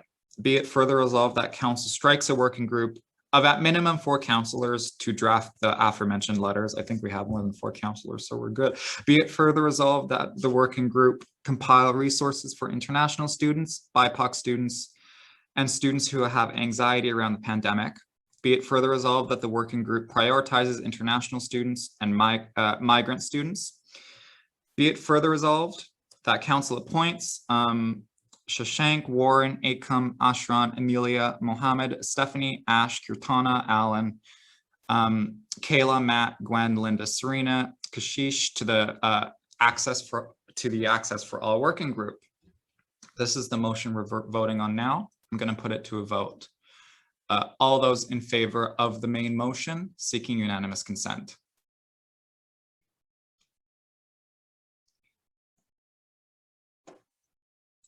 So Marie, the main motion was already moved and seconded at the top. Thank you, no worries. Okay, so seeing no objections to the motion, it is carried. Carried unanimously, excuse me. So that concludes old business. Well, first of all, sorry, thank you, Serena, for the motion. That was fantastic. The motion was carried as amended unanimously. And now we'll move into section 7, which is report from committees. So we have 7.1 report from the executive committee. This was submitted by me, but the executive committee as a whole will be presenting a report. This will be a report that we will do at every council meeting as an update to council. And we will try to keep it brief as well, because we do still have a packed agenda. Yeah, so Jess, you are going to share your screen with the slides. Oh, there we go. Okay, cool. So each executive, there are 7 of us.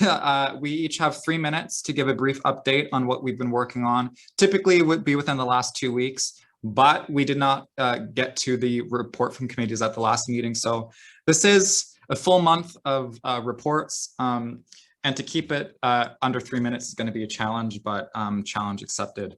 I'll start us off tonight. And executives, I will cut you off after 3 minutes, so brace yourselves. Okay, hi everyone. The last month has been really busy, to put it mildly. Some of the first things that I was working on during my term as president was on the first day of my presidency, or the first Monday of my presidency, I attended a meeting with a bunch of student society presidents from across the country, mainly from back east, but it was really nice to network and connect with some of those folks. I spent a lot of time planning the council training sessions that all of you attended and hopefully all of you enjoyed. Myself personally, I organized and ran the session on the bylaw, an overview of the SFSS bylaws, as well as a Robert's Rules of Order 101. I worked with the executive committee to put together, well, first of all, I put together my annual plan for the projects that I am planning to work on this year. And I also worked with the executive committee to put together the executive committee annual plan that will encompass all the projects that we definitely want to work on this year. It's not exhaustive, but it's definitely the ones that we want to get to. We've had 2 executive committee meetings at this juncture of the term. I did an interview with the Peak, and that article went out a couple of issues ago. I would recommend everyone read that if you have the chance. I was really lucky to be able to have an opportunity to share about my vision for the SFSS in the coming year. I'm also a member of what's called the Community Engagement on Personal Safety Steering Committee. This is a committee that was struck following the arrest of a Black alumnus in the dining hall on December 11th. To review and make recommendations on changes to policy related to safety on campus. And so myself, Marie, Serena, and a whole host of other students representing equity-seeking groups are members of that committee as well. I I've been taking part in, I have 55 seconds, hiring of various different staff positions that have been vacant, namely our communications coordinator, policy research and community affairs coordinator, and a number of other coordinators. I had an introductory meeting with some of the GSS, Graduate Student Society directors, to figure out areas of collaboration. Welcomed our new board organizer, Ella Droko, who's with us tonight. Welcome, Ella, again. I helped with the onboarding of 2 new staff positions, Black Student Support Center Coordinator and our new Student Advocacy Coordinator, which I'm super excited about. I've been attending joint operations groups. This is a meeting that we attend where we bring concerns directly to the university on issues of importance to our membership, and it's proven effective on many fronts. Now I have more I want to talk about, but I'm at 3 minutes, so I will cede the floor now. Corbett Gildersleeve, VP Internal and Organizational Development, you have the floor for 3 minutes. Hi, everyone. So yeah, 3 minutes for 1 month worth of work. Okay. So big things. The first 2 weeks, I developed my executive statement and annual plan, coordinated with staff and developed council orientation for the finance sessions, assisted set up council orientation governance sessions, coordinated staff around registering for council stipends, the BC registry, SFSS emails, held training sessions and stuff with the VP Finance and Services. Also met with the director of SFE Co-op to learn more about the idea of having full-time executive roles counted as co-ops if the student is interested in it. That's been going back and forth over the last month, and we're going to be having another meeting with the director, I think this week, just to progress those conversations. Of course, I attended council orientation sessions and have been supporting Almas in her role. Especially with like things about budgets, the investment plan, things like that. The last couple of weeks, I've been mostly focused a lot on the council selection process, which I've submitted an update. I emailed an update out to everybody earlier today, as well as supporting staff on the registration process. It's been a bit of a registration for you as council members, as board of directors, to be registered with the BC government as required by law.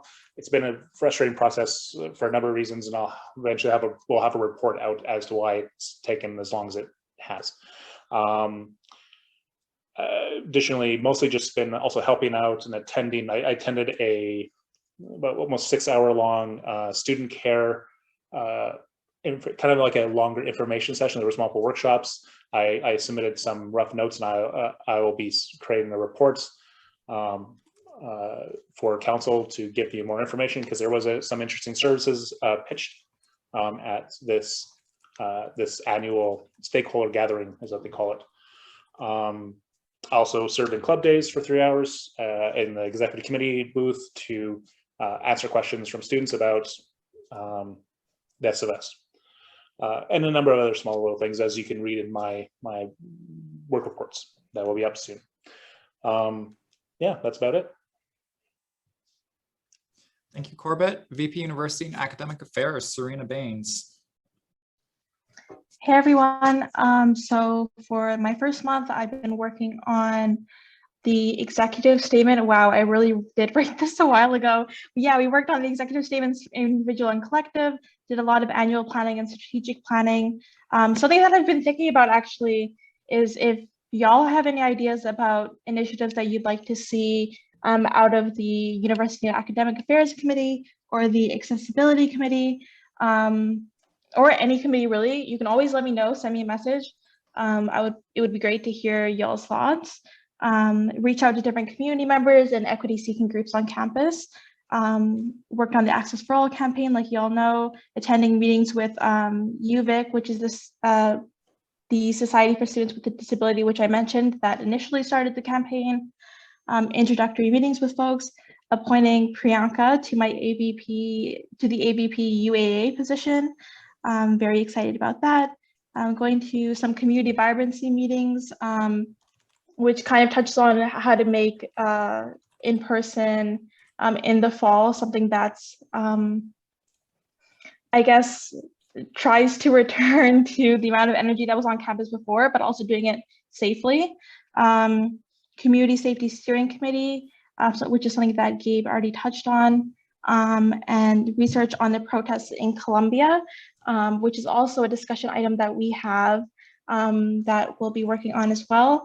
More recently, I've also met with the folks who put out the petition for the grading scheme, reconsideration, and got their thoughts on that. And other than that, just working on setting up relations for all the items in my annual plan, trying to reconnect with folks and just get an understanding of where all the initiatives are at currently. Thank you, Serena. Excuse me. VP External and Community Affairs, Matthew Provost. Hi, it's Matt. Are you able to hear me okay?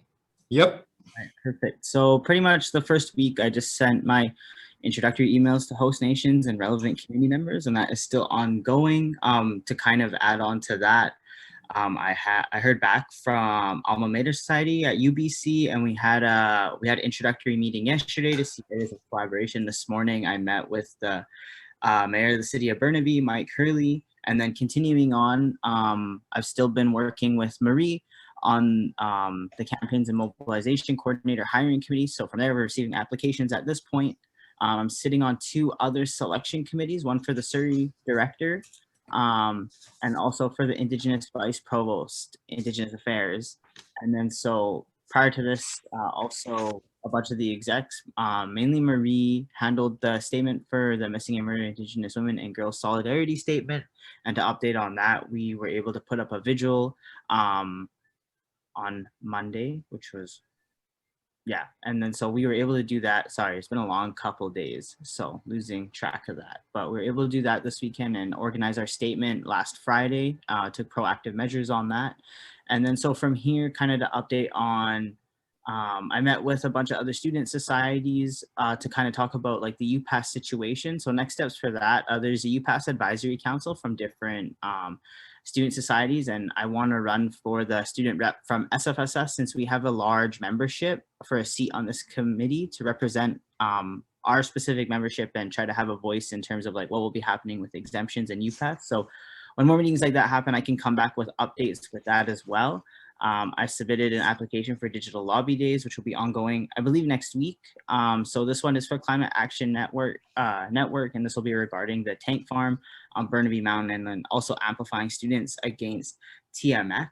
And then so from here, just a couple other things that I've been working on. I'm trying to get the wellness working group situated, kind of prepping annual plans for the committees that I'll be chairing for this year. I've been doing outreach to food banks, which I actually will be doing outreach, I believe tomorrow morning, to the Greater Vancouver Food Bank, which actually got moved closer to campus, just at the bottom of the mountain where kind of Costco is beside Production Way. So I'll be contacting them and building relationships in that way.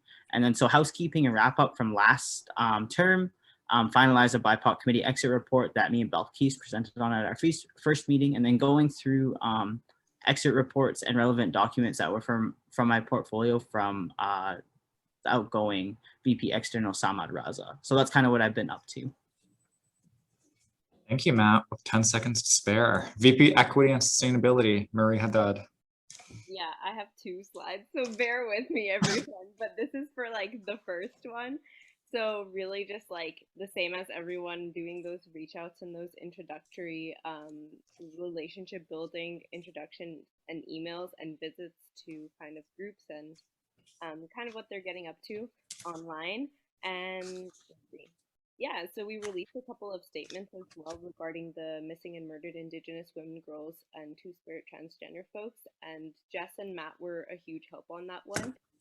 We also made some collective statements as the executive committee, and I made my own statement as well. And I'll put all of those in the chat so you can check them out later.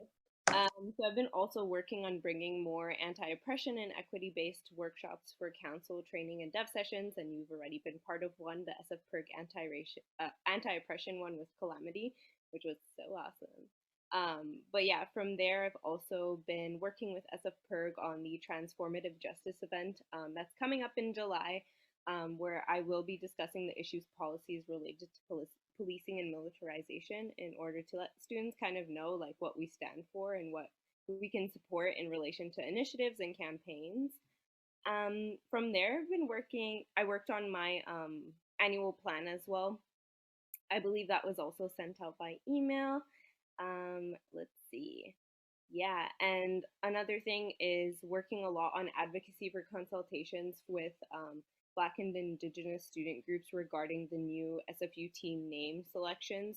So really vetting out those names to those groups and making sure that they're compensated in the meantime, and having good conversations, and also having conversations about what proper consultation actually means and proper means of racially and culturally sensitive consultations as well. We've also been working on developing some issues policies that we'll talk about later. I feel like we'll probably bring that up later as well. And I've been part of some working groups as well, working on striking the campaigns and mobilization coordinator hiring committee, the sub-opening working group, and community engagement on personal safety steering committee, which has happened today. It was really awesome, but it was great getting a lot of student groups together and actually mobilizing and coming together and, having something to chat about really at these spaces to get like a clear direction and into where we want things to go. Let's see. Yeah, that was something, jog, really talking about like some issues we've been having with the COVID-19 like opening and stuff, and how it's really not centered around marginalized folk, and having those really important conversations with governing bodies. I was part of the SFU Circular Economy Working Group today, which was very interesting. I've been trying to push for more student representation on those groups as well. That's Marie, I hate to cut you off, but you're at 3 minutes. okay. Anyways, you can message me if you want to know what I'm doing, but it's chunky. The slides will be sent. I just sent them in an email to all y'all, so you can see everything, all the lovely things that Marie has done. Thank you very much. VP Events and Student Affairs, Jess Dela Cruz. Yes, we have to update these slides though, because there's a lot that happened since March 19th. So obviously this was our first month, so we had a lot of onboarding. I was getting used to using Gmail, Google Drive, Google Calendar, looking at all of the templates and reviewing Jennifer Chu's reports, which I always look at every single day. It's like there for accessibility for me. Every morning from Monday to Friday at 9 a.m. to 9:30 a.m., the executives do a check-in on Discord. Just make sure that we're going over our Notion. Our Notion looks really cool, and that's just has our tasks for the day, has our overall tasks. And then I helped work on some statements with Marie and Matt. Obviously, we had a lot of council orientations, and I'm getting used to taking notes and everything, so hopefully they are helpful. I worked on my first briefing note for the executive committee jackets, which hopefully we get soon. And if council is interested in having some merch, just let Matt know or myself know, and then we can help you on that one as well. I was appointed to the Communications Coordinator Hire Committee and elected as Vice Chair of the Executive Committee, which happens on Tuesdays from 10 to 12. I had a few meetings with SFU staff and faculty for Vibrancy Plan, so meaning that like SFU is also doing their own thing, their own return to campus plan and events in that area. I'm there for student voices as well. I dealt with a lot of club issues in the first month, unfortunately. So speaking with students who wanted to start a club, making sure that it's following policy, dealing with internal club issues like elections and impeachment and anything like that. I'm getting to know our SFSS staff, which has been so helpful, and they've been guiding me every single day. I'm part of the sub-opening working group.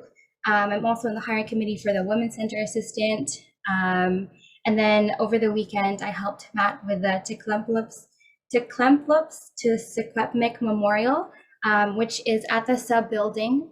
It's open for 1 week, and if you're able to view it from the outside on your own time, not to gather with other people as well, if you'd like to visit too. And then that's it. Thank you.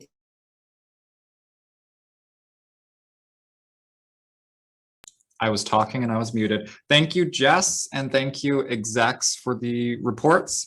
Of course, there are always our work reports that you can look at for much more detail on what we can't fit into 3 minutes in a meeting, but thank you for letting us present on this. I see next that we have one more, I believe, brief report from the events committee, and so I'll pass the floor again off to Jess.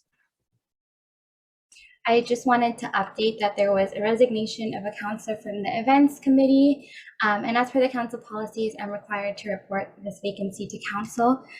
But I do believe that that position has been filled. I'm just going to double check.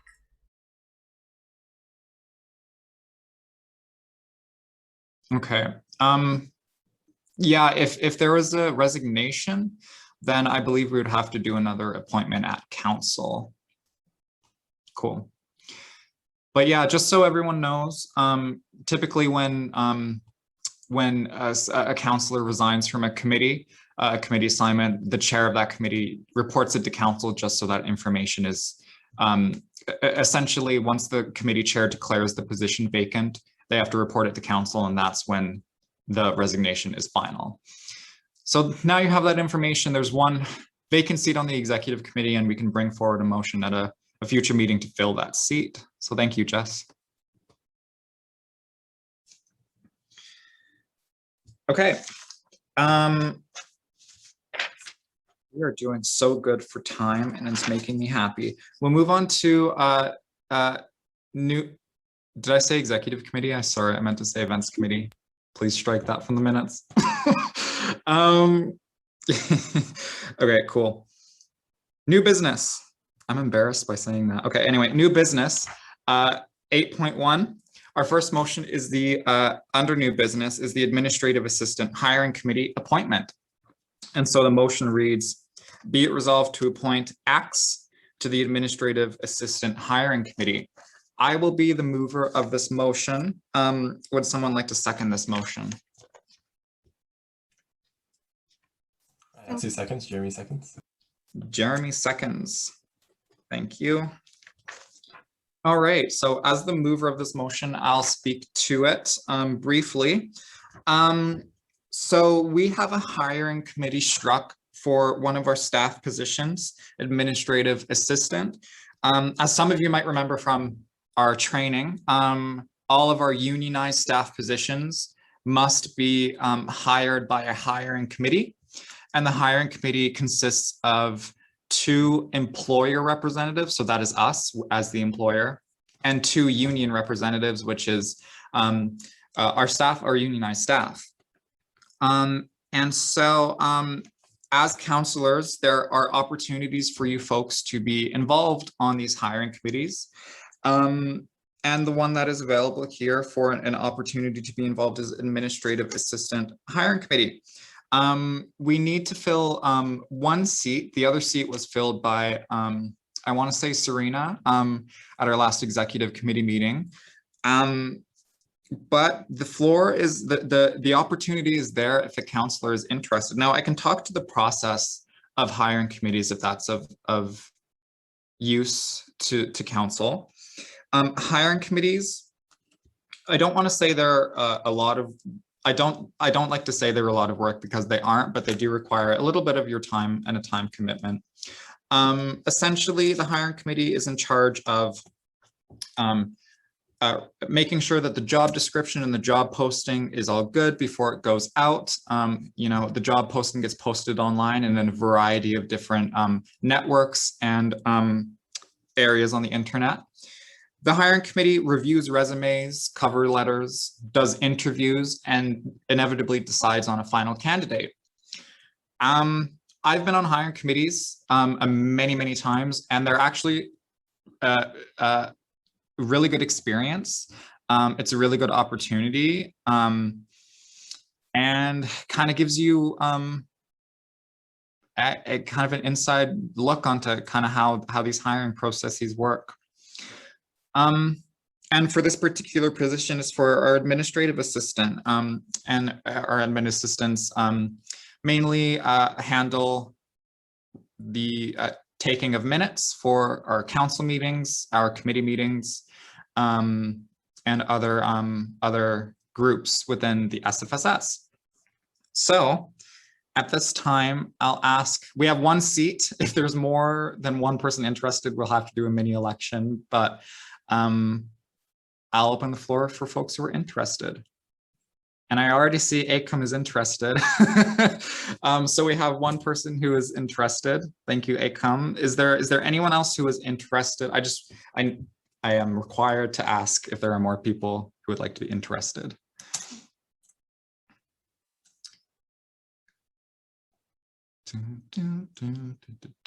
Okay, cool. Well, ACOM, since you're the only one who expressed interest, we can move to amend the motion to include your name at this time. So I would like to move to amend the motion to replace X with ACOM Sidhu.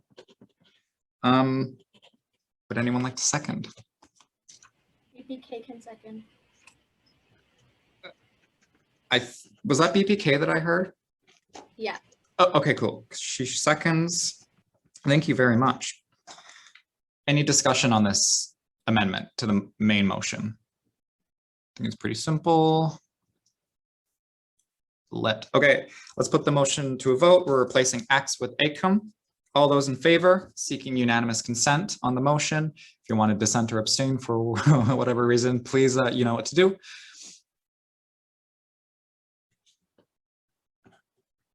Okay, so the amendment to the main motion is carried unanimously.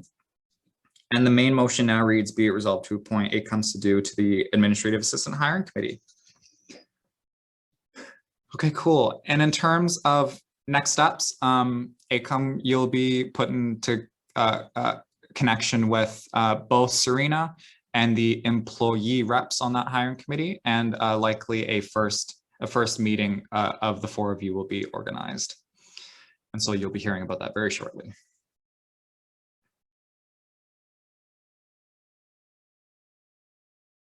Okay. We'll put the main motion to a vote. Be it resolved to appoint ACOM to the Administrative Assistant Hiring Committee. All those in favor?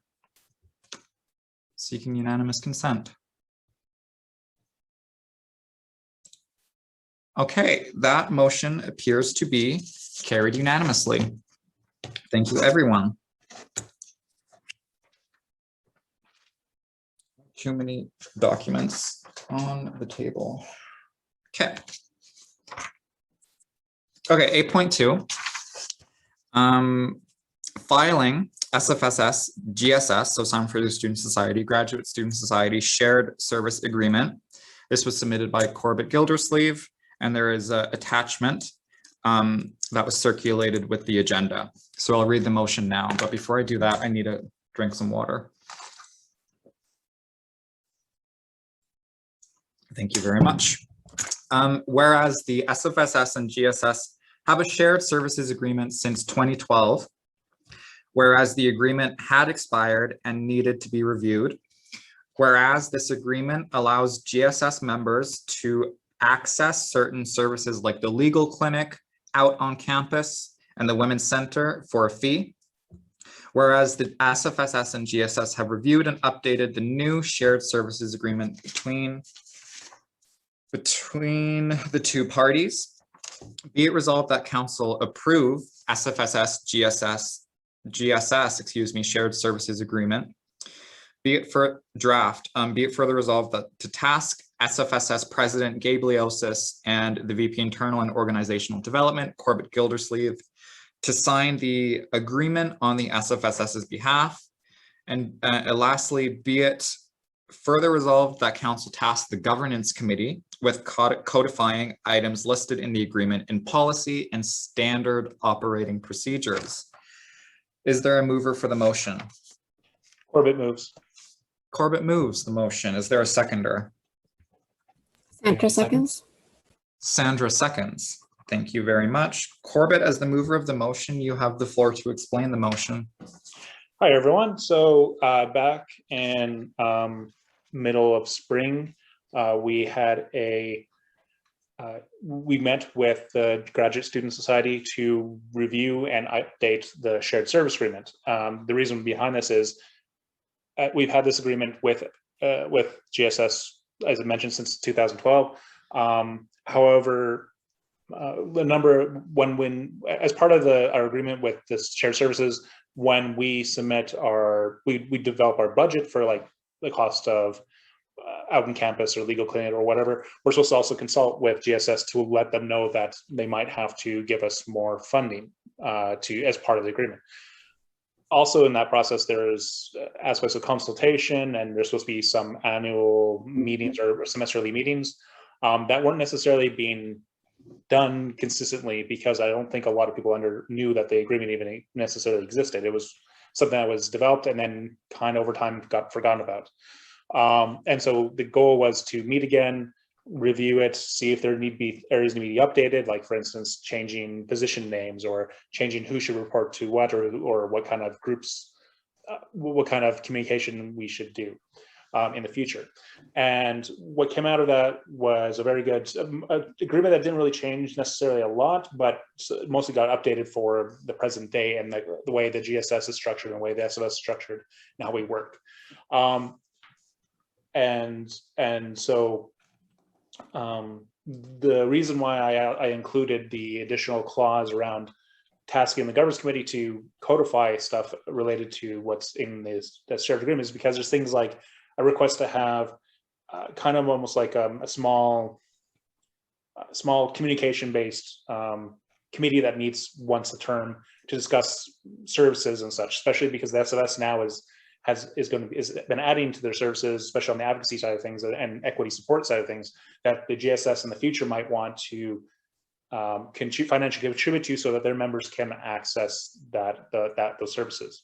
And also, just for a big history, the SFS and GSS used to be one thing. They used to be all under the SFS, and we used to represent graduate students as well, but they split off in 2006, between 2006 to 2008. It took them a couple of years to fully separate. But that's why we also still have these shared services, because they're not a very large student society relative to the SFS, and they can't necessarily afford to have their own fully fleshed out support services in that case. So that's why we have this shared agreement. But there's some additional requests and policies, like things like asking the relevant departments that the GSS is contributing to provide like an annual report presentation to their council and things like that. Stuff that are good to have, but never really made into policy, and so just got completely forgot about within a few years. So that's why the motion is there to task the governance committee to actually put this stuff in writing in our system, so that we know from the future councils, future committees and stuff know to do these actions. So if there's any additional questions, please let me know. Thank you, Corbett, for that information and the bit of history there as well. I think that's very critical in all of this. So if there are questions or comments on the shared agreement, please list yourself in the chat.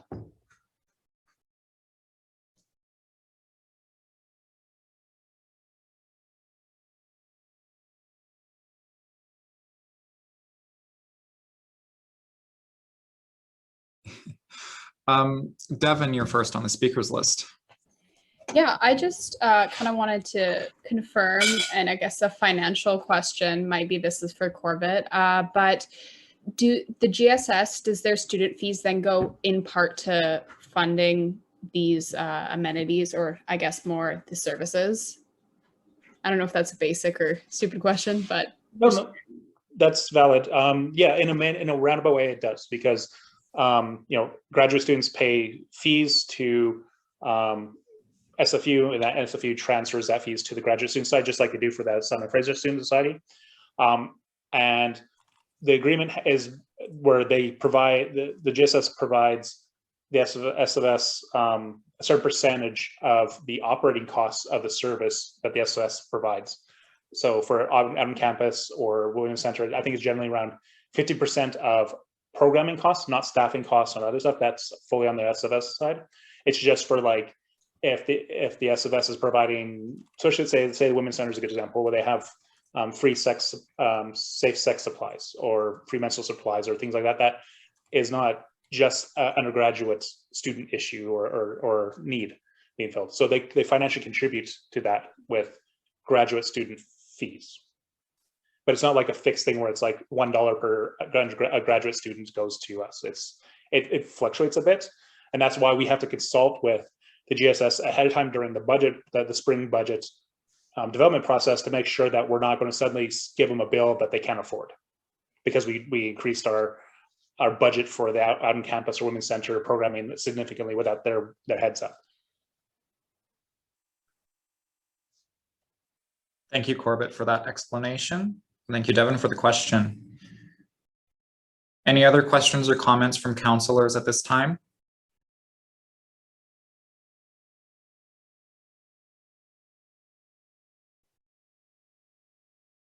Okay.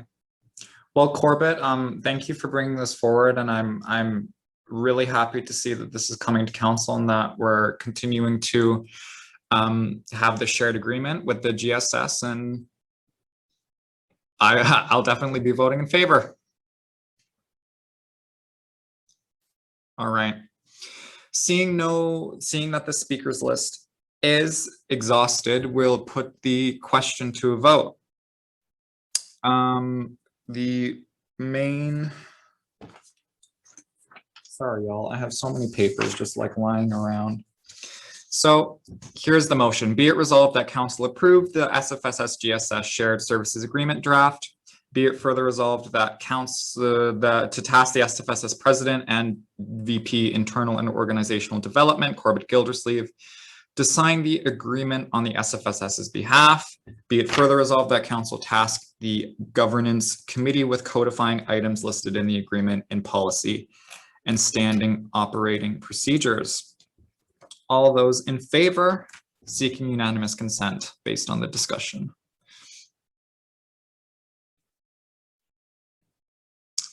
I know I say this on every motion, but I'll repeat it again. If you would like to dissent or abstain, please use the Zoom raise hand feature. Okay, well, I'm seeing no objections, so the motion is carried unanimously.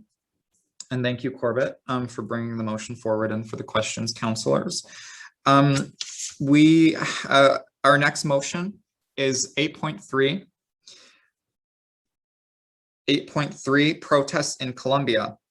And this was submitted by Serena Baines. There is an attachment for resources on the Colombian protests. So I'll read the motion now. Whereas since April 28th, 2021, tens of thousands of Colombians have protested against the Colombian government's proposed tax reform, in addition to pre-existing inequities in Colombia.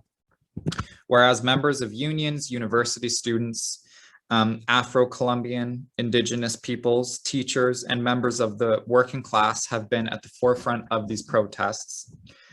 Whereas their demands have included the withdrawal of the tax bill, free post-secondary education, an increase in the universal basic income, the government to pay long-standing debts to the most vulnerable in society, such as indigenous and Afro-Latino people, additional support for small businesses, a ban on using, glyphosate-based, I hope I said that right, herbicides, that police be held accountable for excessive violence used during the ongoing demonstrations, the withdrawal of a proposal to further privatize the country's healthcare system, the demilitarization of the protests, and for negotiations with protest leaders to begin.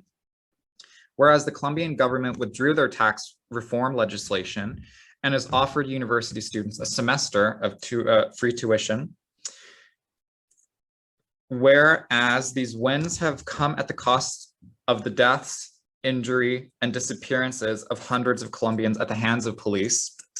Be it resolved that council strike a Colombian solidarity working group to draft a statement on the ongoing protests in Colombia.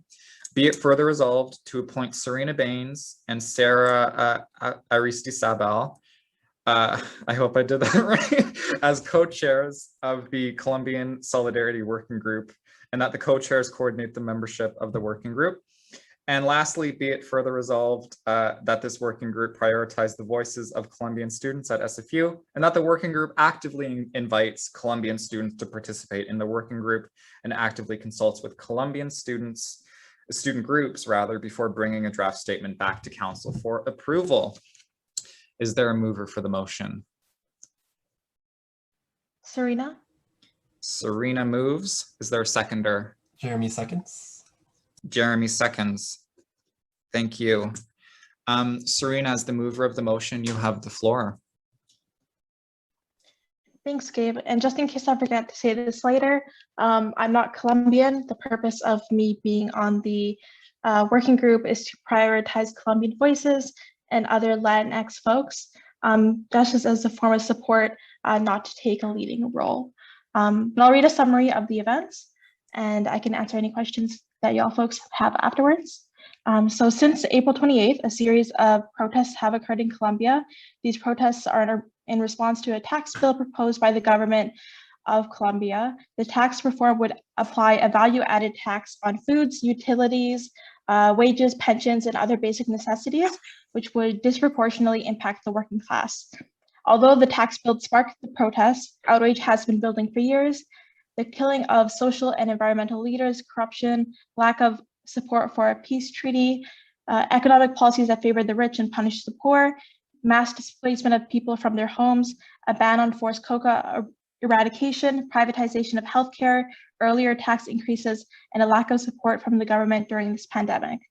Unions, university students, teachers, Afro-Colombian and indigenous groups, and members of the working class have been at the forefront of these protests, where their demands have included the withdrawal of the tax bill, free post-secondary education, an increase in the universal basic income, the government to pay longstanding debts to the most vulnerable in society, such as indigenous and Afro-Latino people, additional support for small businesses, a ban on glyphosate-based herbicides, which is what's used in Roundup and is very dangerous for those working in the agriculture sector.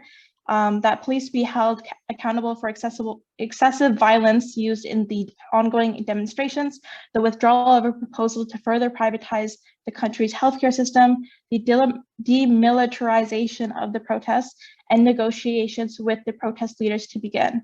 The demand to withdraw the tax bill has been successful, and university students who are in the poorest classes have been provided a semester of free tuition. The wins have come at the cost of approximately 50 deaths at the hands of police. That's a conservative estimate. The injury of hundreds and the disappearances of hundreds as well. I checked today and the protests are ongoing. Negotiations have stopped from what I read in Al Jazeera this morning, excuse me. Sarah,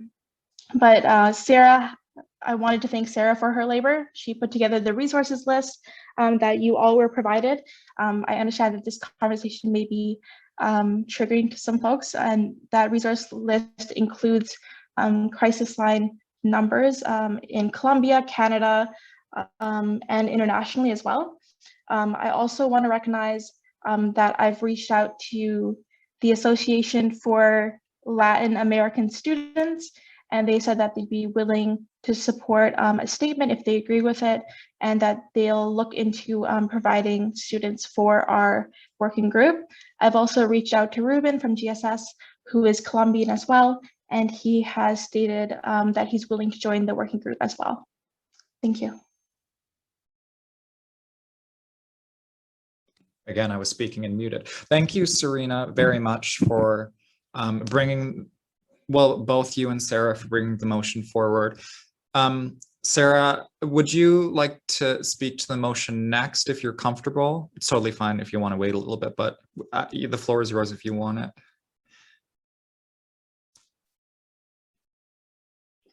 Sure, I can say something about it.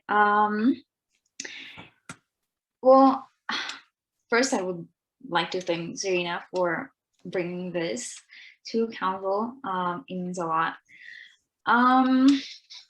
And sorry, I need to organize my thoughts, but yeah, there's a lot going on. I do want to point something out. There's a lot of violence going on, and not only from the police, but also from the people, or some people, mostly from the police. But policemen have also died, and just been a lot of vandalism as well. That is not to say that police violence is acceptable, not at all. And they have been, or there have been peaceful protests targeted, and in some of the resources I sent, you can see very clearly how that went down. And recently, the president also sent the military to a couple of cities. So that doesn't do a lot to de-escalate the situation. I guess that's what I want to say for now. I'll just examine a little bit and then comment later. Thank you very much, Sarah, for sharing and for your labor in bringing this forward to council. The floor is open for discussion on the motion.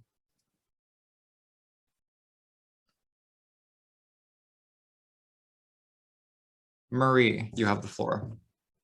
Yeah, I just wanted to say thank you, Sarah, for putting labor into like bringing in these, these resources. And I know this is something that does directly affect you. So I really want to amplify your labor even during a hard time. I also want to thank Serena for also supporting and for reaching out to certain groups. But yeah, like just understanding like that state sanctioned violence is really like heartbreaking. It's extremely scary. It gets down on really innocent and marginalized folk. And it's something that, happens globally, and we can't be just taking a stance here in North America. We need to also be taking a stance in global solidarity worldwide. And this is what it means when things like this come about, that we stand in solidarity with, Colombians. So I just want to say that I support this and just want to thank both of you for your labor. Thank you, Marie. Others?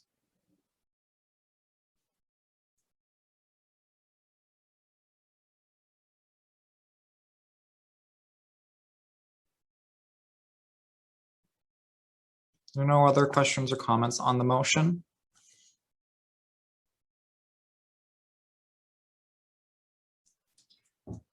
Okay, well, I'll jump in and just again echo everything that's been said already about both Serena and Sarah bringing this forward, particularly for you, Sarah. I know this is hitting you directly, and to be able to bring this forward to council is really what's the word? Brave. And we know that protests make change. Protests drive change, and we've seen this is an excellent example. But we know that Colombians continue to suffer from these systems that are disproportionately impacting the most marginalized in the state. And so we need to, as always, stand in solidarity with these folks and do what we can to amplify. So I'll be voting in favor of this motion. I hope everyone joins me too.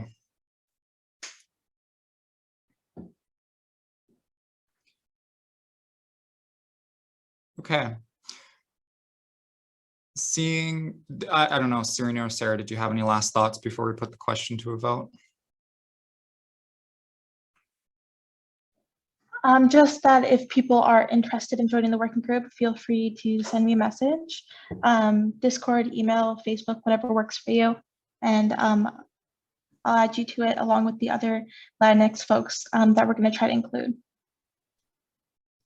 Thank you, Serena. Sarah, was there any last things that you wanted to add?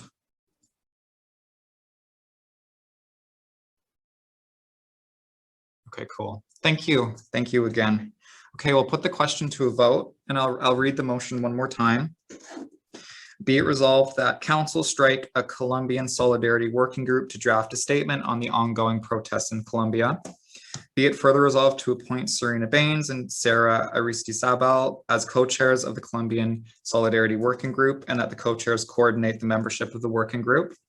Be it further resolved that this working group prioritize the voices of Colombian students at SFU, and that the working group actively invites Colombian students to participate in the working group and actively consults with Colombian student groups before bringing a draft statement back to council for approval. All those in favor, seeking unanimous consent on the motion.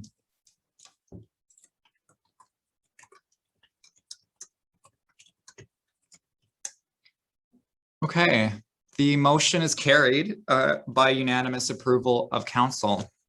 So thank you everyone very much. Looking forward to what this working group comes out with. Okay, and there's some folks in the chat who are mentioning that they would like to be part of the working group, maybe as an action item. Sorry, I know I'm probably speaking out of turn since the motion has already been voted on, but maybe as an action item, we can put out an email to council that people can reply to if they're interested. Cool. Let's do one more motion, and then I think we'll take another 5 or 10 minute break because we do still have some other stuff to get to. And yeah, one more motion. Let's do it. 8.4, nominating committee appointments. This was submitted by Corbett Gildersleeve. Whereas Corbett Gildersleeve, the VP Internal and Organizational Development, is mandated to be the chair of nominating committee as outlined in SFSS Council Policies under Standing Order 19, nominating committee. Whereas at-large committee appointments will be happening and ongoing, and ensuring the process is cohesive to ensure applications are done in a timely manner. Be it resolved to appoint X and Y to the nominating committee for the 2021-2022 council year. Is there a mover for the motion? Corbett moves. Corbett moves. Is there a seconder? Matt. Matt seconds. All right. Corbett, did you want to explain the intent of the motion? Yeah.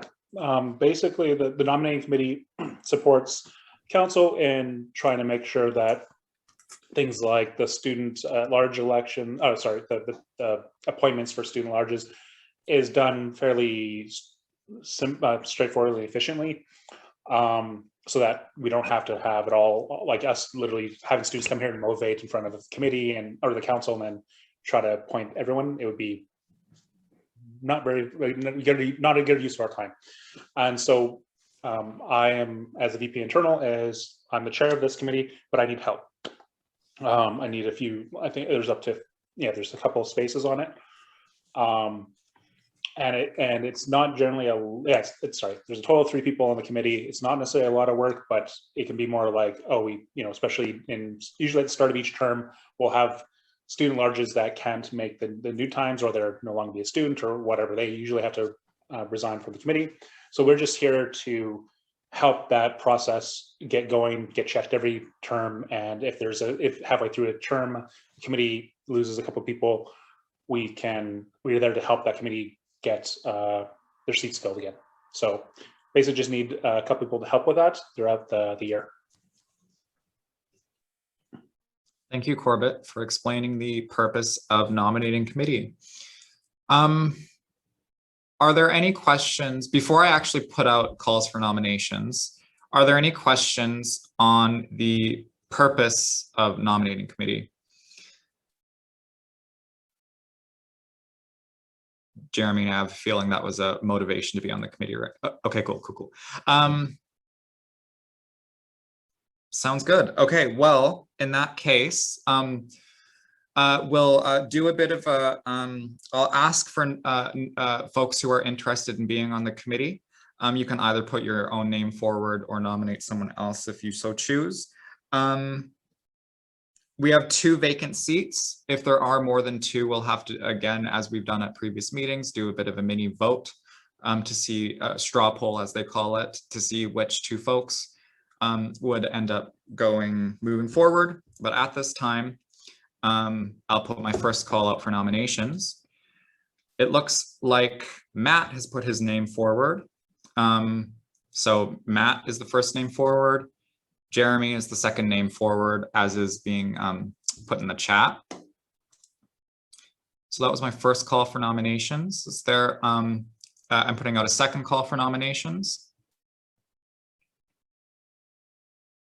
Okay, Tiffany is a third name.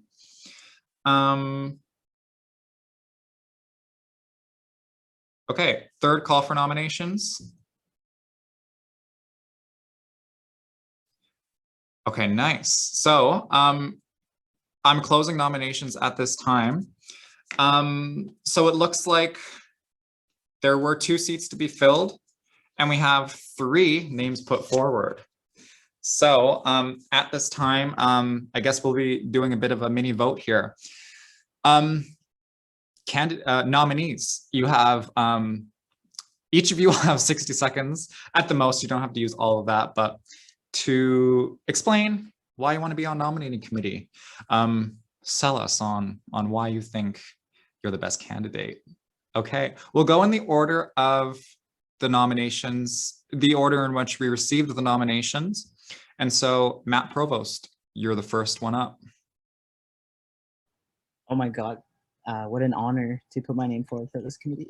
I just want to say that, last year I was actually the chair of this committee, and I was able to cohesively organize the at-large representatives and also work towards getting like the co-curricular record for at-larges. And I already have the support in mind that might be helpful for Corbett, because we all are expecting a large amount of applicants. So maybe having that additional support might be able to do that. So yeah, I just have the experience from being on nominating committee, and hopefully moving forward can help out with that. Thank you, Matt. Jeremy, we received your nomination second, so you have the floor for 60 seconds.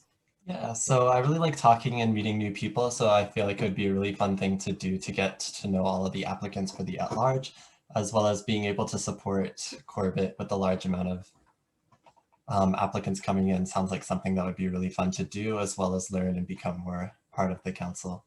And yeah. Okay, cool. Thank you, Jeremy. Tiffany, it's your turn. Thank you, Gabe. So I actually heard some great things from my friends about this. So I became interested in this committee. And so I would also much like to get involved more, as well as get to know the applicants more, in order to get a better sense of the community that we are building and aiming for here at SFU. And just being able to support the council and our members is something that I'm really trying to do during my time here. Oh. Okay, thank you, Tiffany, and thank you, nominees, for your pitch. At this time, I believe we're going to do the same as we did last meeting. I'll ask all of you to put in the chat, type out the 2 names of the folks you are voting for, and I will go through and tally those votes. It'll take about 5 minutes, but it's how we're going to do it. So please go ahead and oh yeah, I guess we need to have discussion on it. Let's have discussion on it. The floor is open to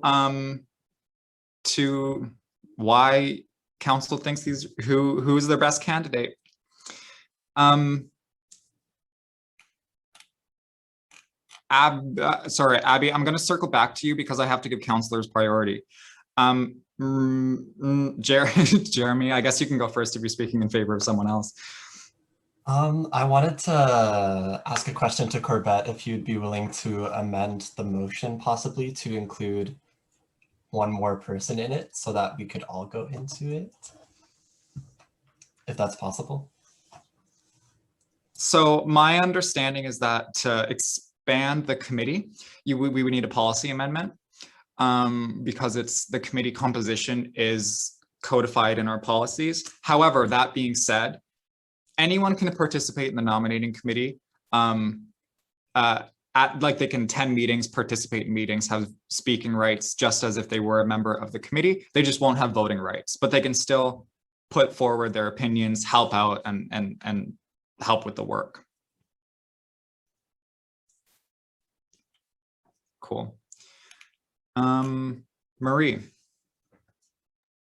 Yeah, I just kind of wanted to like motivate really for all of you are great. So I've specifically worked alongside Matt in many occasions. I've seen him done exceptional work with outreach and really bringing in a really meaningful intersectional and anti-oppressive outlook to all fields that he's in.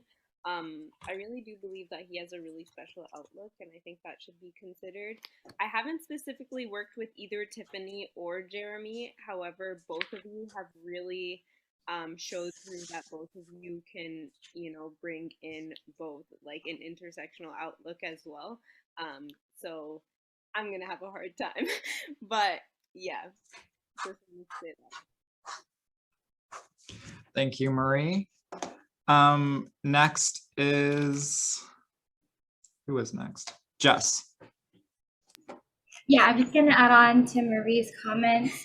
I've also obviously worked with Matt in various capacities, and he's been able to have really good instinct on people who he hires to be on our team, so that when we work with them, we're working with them in a good way. And I really trust his judgment on the people that he onboards as well.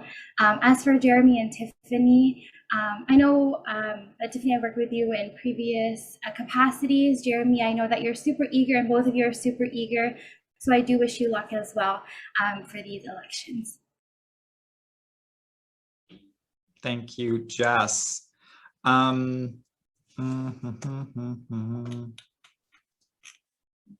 Jeremy, I'm going to skip over you because I have to let other people speak first, but we'll circle back. Kashish?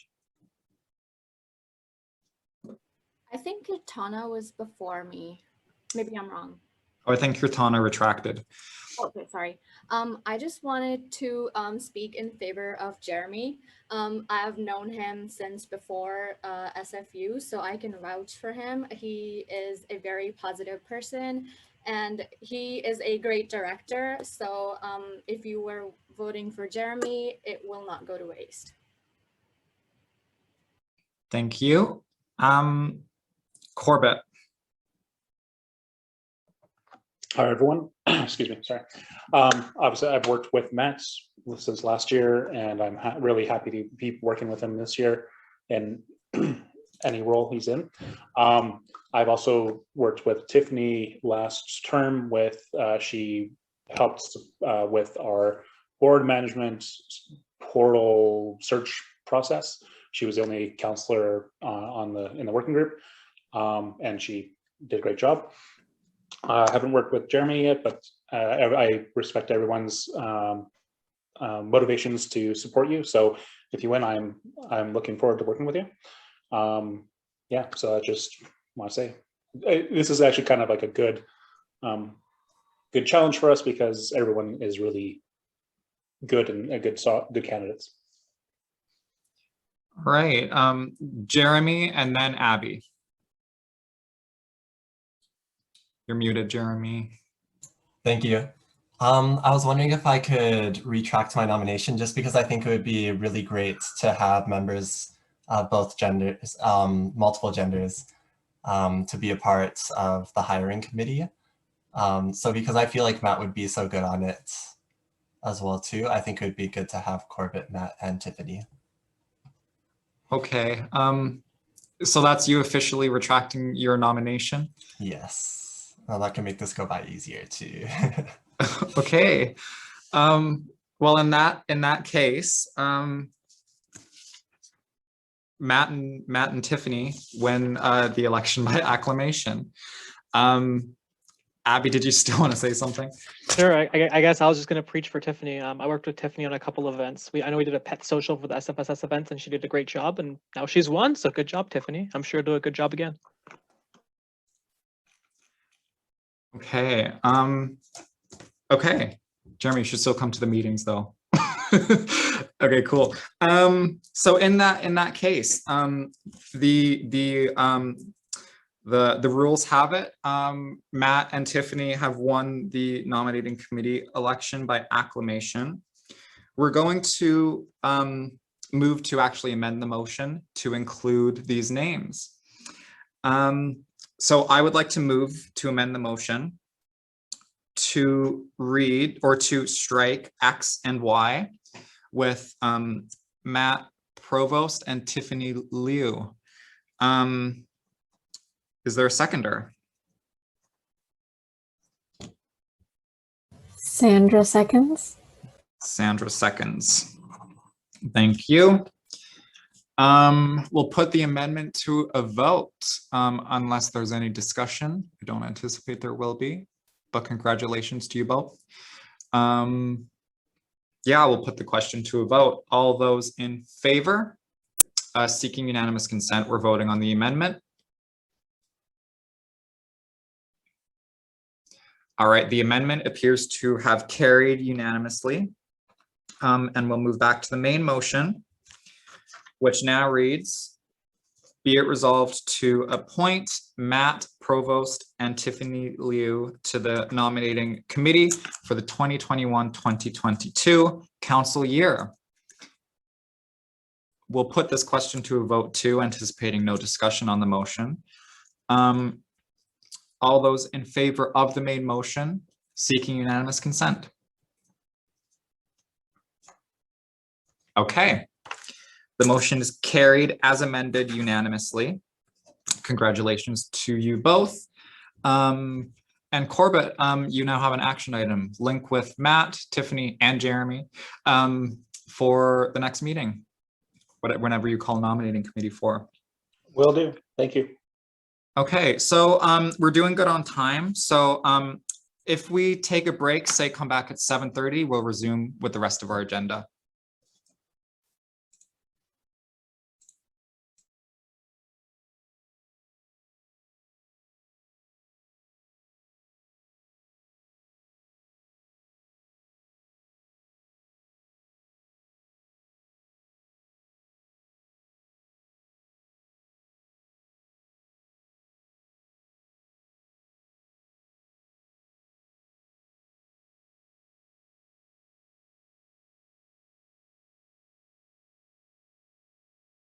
Superstar Abby.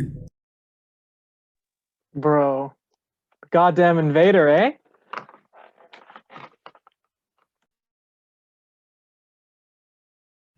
Dark Souls. Where's our son, bro? I have all 3 Dark Souls games and I've never opened them out of their package. I've got 2 and I sucked so bad at it that it's like I need an actual controller because I have it on my PC and you can't use mouse and keyboard with that. Yeah. So I never bought a controller for it, so I never got better. My computer's about to die and I just noticed.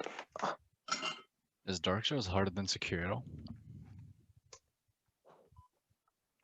No idea. I haven't played any of it, so I don't know. It is.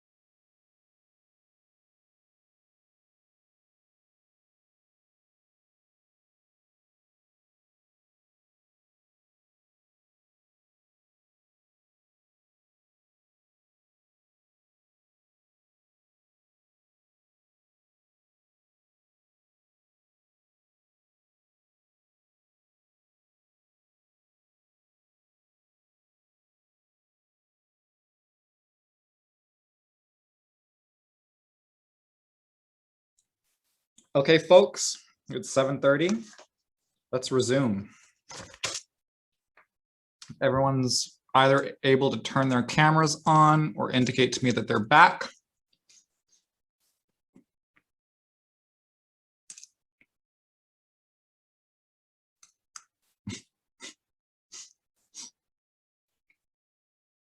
Okay, cool. We're now moving on to, we have some motions that were added during the adoption of the agenda. And the first one is titled Letter Grading System Reconsideration, and I'll read the motion now.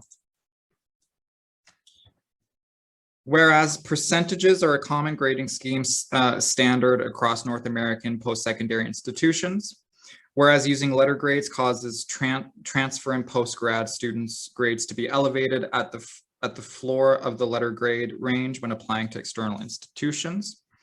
Whereas a petition with over 1,000 signatures to amend the SFU grading scheme is ongoing, be it resolved that the SFSS Council endorse the petition titled Adjustment to SFU's Transcript and Grading System and amplify the ongoing efforts to raise awareness of the issue.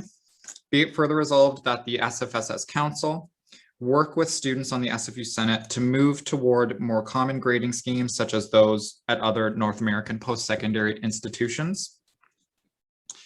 Be it further resolved that Council task the University and Academic Affairs Committee to engage in advocacy to bring awareness to these calls for change to SFU's grading scheme. And lastly, be it resolved, to mandate the President, VP University and Academic Affairs, and VP Equity and Sustainability to bring this topic as a discussion item at the next joint operations group. Is there a mover for this motion? Shashank. Shashank. Is there a seconder? Kirtana. Kirtana. Seconds, thank you. So I believe I want to give the floor to Warren first, as I believe Warren submitted the motion. Would you like to speak to it first? Yeah, sure. So hello everyone, it's me, Warren. So to talk about this motion, it's something I came across kind of randomly. If you haven't had a chance to read through like the info on the petition or the conversation around it, in a nutshell, SFU uses letter grades. So you probably got like your A, B, C, plus minus, and that converts into like 1, 2, 3, 4 plus minus 0.33. But on your transcript, it only shows as a letter grade. If you happen to transfer to an external institution, so let's say you transfer universities during your undergrad, you want to apply for a master's, for med school, for law school, for any programs that are outside SFU, if the receiving institution doesn't have a conversion chart, our letter grade represent a range that are roughly like more or less 5%. And usually what happens is that you will be evaluated at the floor of it, which is like, let's say you're applying for your master's or PhD, whatever. And then let's say you're an A student. So your grade is supposed to represent the range of 90 to 95. And when you apply to those programs, you will be evaluated as the 90%. You will always be evaluated as the bottom range because they can't know where you stand within that range. And for competitive programs, it can make a difference when your letter grade is what's making the cut between you entering the program or not. I want to make, just to be fully transparent, I want to make it aware that only like about 2% of SFU students actually pursue like masters and postgrad. So that's not a big portion, but it's something that can make a difference for a number of people. So among the sorry, how's it called? Among the actions that I hope we are able to bring forward is a conversation about students being aware of that's the case, that not every university uses only letter grade. Some of them use only percentages. Some of them have the option for both. And like there's pros and cons to each system. But in the end, I think it's a conversation worthwhile having. It's also nothing new. Like it pops up every 3, 4, 5 years or so. But to this day, we only have the option to get a letter grade, and we don't have the option to get a conversion on our transcript if we ever decide to apply for something else. And that's it. Thank you, Warren, for bringing this forward. And we'll spend a maximum of 20 minutes discussing this motion. And it looks like the first counselor on the speakers list is Kirtana. Thank you, Gabe. And I want to say thank you to Warren for bringing this up. I think a really interesting and noteworthy point that Warren brought up is that only 2% of undergrad students at SFU are willing to go forth with their master's degree. Why is that? Because a lot of the times our grades aren't good enough to get into master's school. A lot of the time we don't have the self-confidence that we're even good enough to apply in the first place. And this stems from the grading scheme that is currently in place. I think it is really unfair that we as SFU students are needing to work so hard to just get a grade that other universities can get so easily. I think it's really, really important to have this discussion, and I'm so happy that Warren brought this up.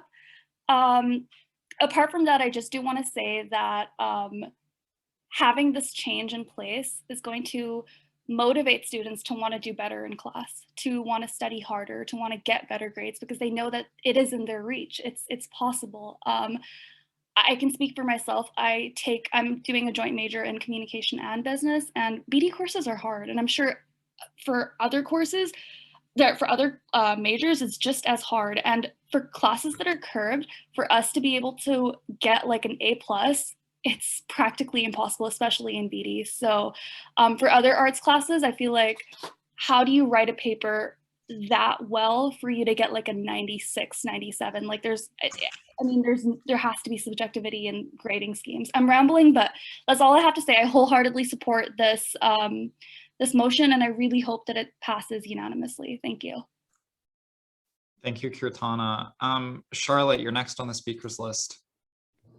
Thanks. Yeah, I also want to voice my support for this this motion. The second I saw that petition, I signed it, and I know that it's been circulating in a lot of Facebook chats, and the Criminology Student Association is also massively, like, overwhelmingly in favor. As criminology students, a large portion of us do plan on going to law school, myself included, and I'm considering applying to Ontario schools, for example, and using their conversion chart, my GPA drops by 0.1, and that's massive for law schools. It's really competitive. 0.1 can make all the difference.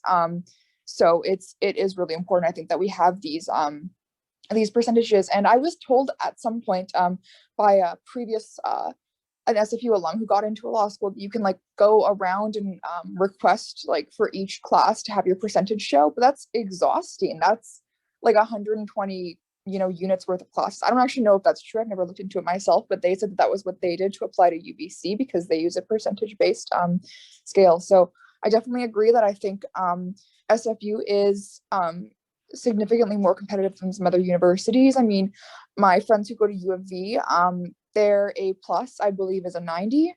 And that's a massive difference, right? Like when you only see that letter grade. So it impacts me. It's going to impact my future when I apply to law school. And I really hope that we can get this on transcripts for future SFU graduates who want to also pursue a law degree, master's, whatever it is. Thank you very much. Marie? Yeah, I kind of want to echo also what Charlotte is saying, and what everyone else is saying. I just think if we are here to increase accessible learning and education, we should also be increasing accessible grading schemes as well. And this is a really big reason why I'm also supporting this. I also think it's completely unfair that, we almost have to only be bound to one university just because of the grading scheme here, and we don't have the ability to actually go to other different forms of institutions that may actually serve us better in what we want to do with our education and our futures. So I really highly encourage folks to support this and really look into just like the concept of like students being overworked when really this could be easier, dependent on the grading scheme that we're kind of advocating for. Thank you, Marie. Shashank, you have the floor. All right, thank you so much. As Kirtana just brought up as well, if we do change the future grades and the grading scheme, would it be possible for it to be applied in our past courses as well? And two, for past students who wish to pursue their postgraduate later on, even though the newer students do have a revised grading scheme, if this gets passed, would they be able to be given the opportunity to have the transcript updated with the new grading scheme and hence give them a boost in the GPA if possible based on their percentages? Because I know that SFU has the power to change transcript grades and percentages after you graduate as well. And yeah, so for this, I wanted to know if I could make an amendment that does not seem a bit too ambitious to give SFU alumni who wish to pursue their postgraduate / further education be given the opportunity to update their transcript with the new grades if this is approved. Is that an amendment that you're making to the motion? Yes. Okay, cool. Can you please just maybe repeat that one more time so we can get the wording? So you want to add a be it further resolved clause? Yes.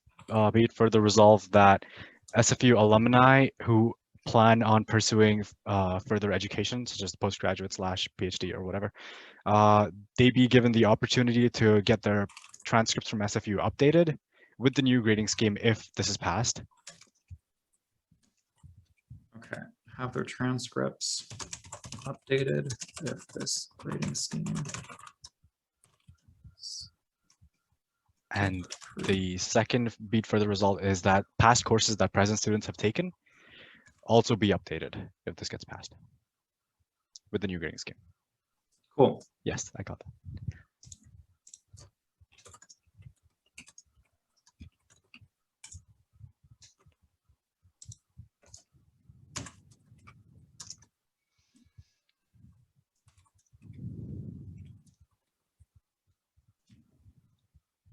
Okay, I tried capturing that wording. Please just let me know how that looks in the chat. There are probably typos, but check it out. Sorry, you would have to add something at the start that says that SFSS call for or recommend that. Right.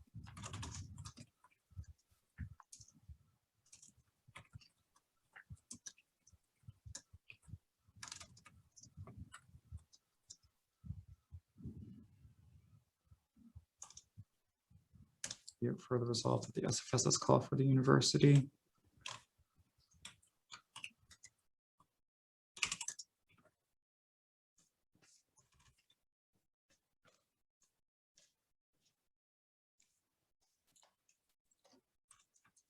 Okay, sorry while I wordsmith that on the spot, but does that capture the intent of your amendment? Yes, perfect. Awesome. So you are moving to amend the motion to add a be it further resolved clause that says. Sorry, I wanted to add two beat further resolved clauses. Oh, you wanted to add more? Okay, cool. Yeah, one was about this and the other one was about past courses that present SFU students have taken. Okay. And they be given the opportunity for that to be updated as well. Okay. Would you be able to type that in the chat for me? It might be easier than me trying to capture what you're saying.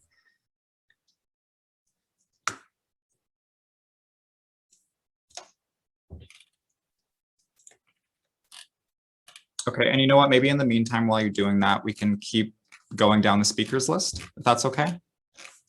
Cool. Deanna, you were next. Yeah, I just wanted to voice my support for the motion and also share my experience as a transfer student. So I transferred from UFB to SFU in my second year. And when I did, my GPA was pretty much wiped. So it reset, started from like nothing. And it's been pretty much impossible to get it back to where it was because of the different grading scheme. And just like looking back, if I had done proper research and known this about SFU, I honestly probably wouldn't have chosen this school because it does present quite a few challenges. And like Kurtana said, it's really discouraging to feel like it's so hard to get a good grade. It just, yeah, it just makes it really difficult for students. Thank you. Thank you. Thank you. Okay.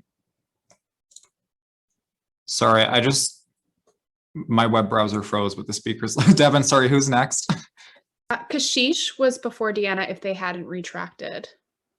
I might have missed that in the chat. I think Kashish. Okay. I just wanted to say that I also support this because if anybody didn't know, SFU is the hardest Canadian university to get an A at. So just that SFU students have to work super hard to meet super hard expectations by SFU. It's crazy. We do work hard. It's not like we're not working hard. I'm sure all of us like try our best, but it's so hard to get the grade that you want sometimes. And it's really discouraging for our future courses as well. It's not just us who think that. I also wanted to say that some SFU staff, co-op staff that I have talked to, they also think that it is important to have our percentages on the transcript just so our future is more secure. So this petition and everything that we're discussing here is really important for all of us and all of the SFU membership as well. Thank you very much. Okay, so I'm just going to put in the chat the amendments. The wording has now been crafted. Thank you for that. At this time, would you like to move that amendment now officially? Yeah, can I? Yes. Okay, yeah. Okay, cool. So you are moving to add two be it further resolved clauses. One that says, be it further resolved that SFU alumni who plan on pursuing post-grad education be given the opportunity to represent their academic results as letter grades or percentages.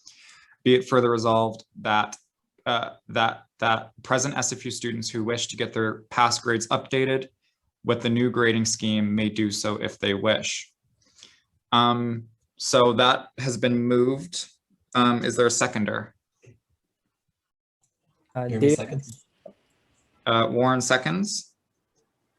We're voting on the amendment now. Any questions on the amendment to add that bit?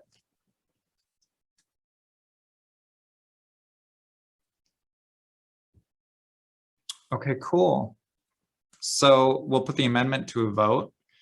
All those in favor seeking unanimous consent on the amendment. We'll probably just pick up on the speakers list when we get back to the main motion. But anyway, the amendment is carried unanimously. And we'll move back to the main motion and to the speakers list. Okay, Devin, can you let me know who's next so I can pull up? Sorry, I closed it by accident and I don't have it anymore. All good. Emeralde. Sorry if I said your name wrong. It's okay. My mom was being creative with the E. First, I just want to say that the English Student Union 100% supports this, and I'll be voting in favor despite what I'm about to say. But I do just want to bring up that this may only be relevant to English, but not, at least in English, not all professors, when you have essays or projects, you don't necessarily always get a percentage when you're being graded. It's just a letter, and then I don't know how the profs figure out your final grade. So something to consider moving forward with this in terms of action is the people working on it. I know it says Academic Affairs will be advocating for it, and we're trying to work with SFU Senate. we might want to be cognizant that there may be pushback from some departments if it impacts their grading schemes. And we as student unions may have to be doing some like work to engage with our departments to figure out what are some options that could work for the department's grading scheme to like fit into this, if that makes sense. Thank you. Joselle. Yeah, I just want to thank Warren for bringing forward this motion. I am in support of the motion. I think also because often when profs scale, they always have to follow a certain faculty requirement. And I've had personal experiences in which like a 95 would end up being like an A- and not even like an A or an A+. And so that really puts students at a disadvantage for working really hard for their grades and percentages and having it be lower than what it should be. So I am in support of this motion. One thing I want to bring up though is if I don't know how this would work as an amendment, but like if we have to making sure that we reach out to the folks who created this survey initially, because they do have a Google form in which folks are giving feedback. So I think it's really important to like take the organizing that they've already done and just offer like SFSS support and integrating them in that process, because they almost have like 1,500 signatures. So I think it's just really important that we reach out to them and let them know that the SFSS is supporting. Thank you very much, Joselle. I 100% agree with you on that. Just an FYI, we have about 4.5 minutes left in discussion on this motion. Serena, you're next on the speakers list. I just wanted to thank Warren for putting this forward and just mention my experiences in health sciences. In health sciences, I believe the grading or the faculty is that only the top 5% of a course can be allotted A+.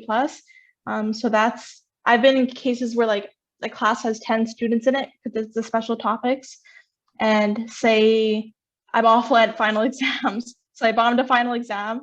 I still got 80% in the course, but I ended up with a C just because of the way the distribution worked. So it's also an accessibility issue too, like Marie mentioned.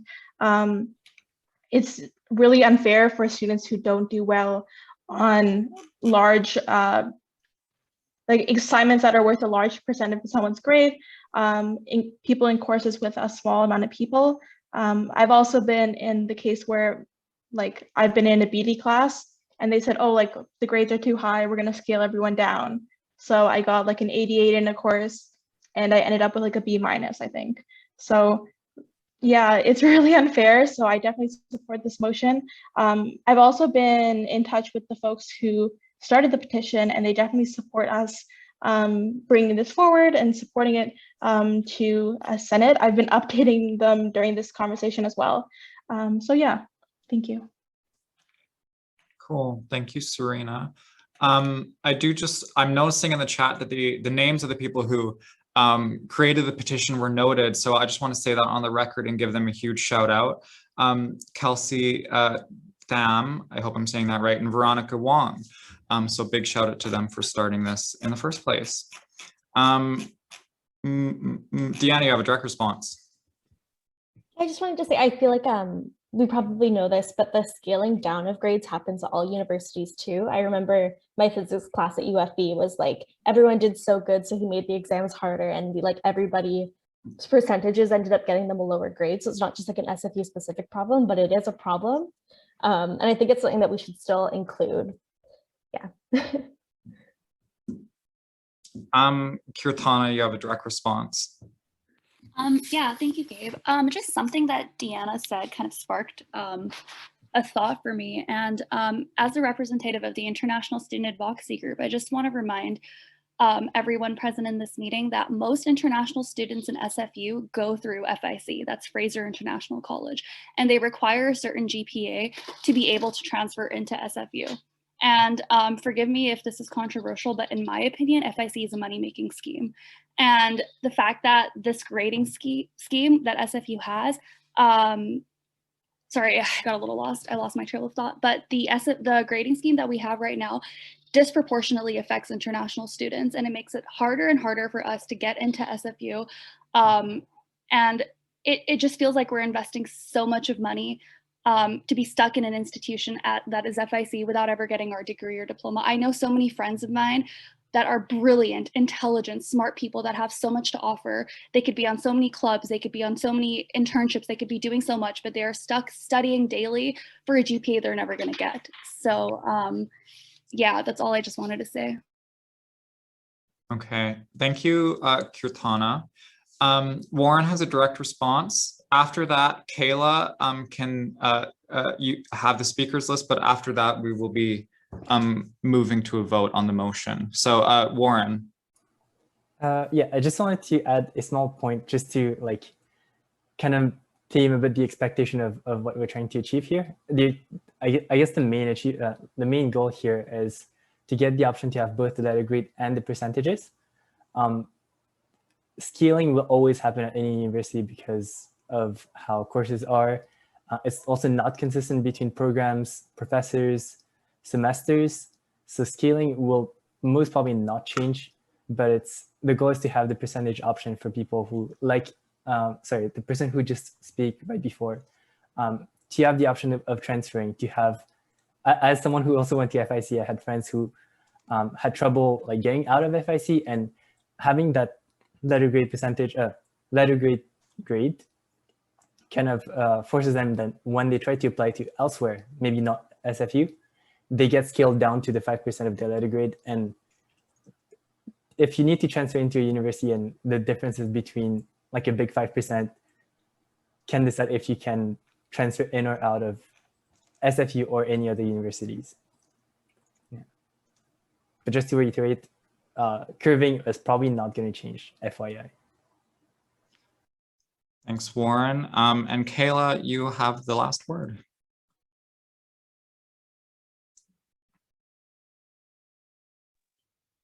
So on behalf of SASU, I also speak in support of this motion because I feel like it's fair for students to be able to have at least like the percentage on the transcripts, because people at UBC won't even look at the grade. They might just use it like the scale, because it's not the responsibility of the admissions to like compare each university's grading scheme. So I feel like it's really fair for us to at least get a percentage so that we can get into the graduate school if we meet the requirement. Is so not fair for us to not being able to get into it, because just like the grading scheme like scale down our grades.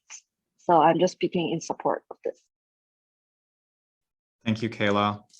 And I want to retract what I said earlier about her having the last word. Abby, I realize I've skipped you a number of times, so you can have the last word.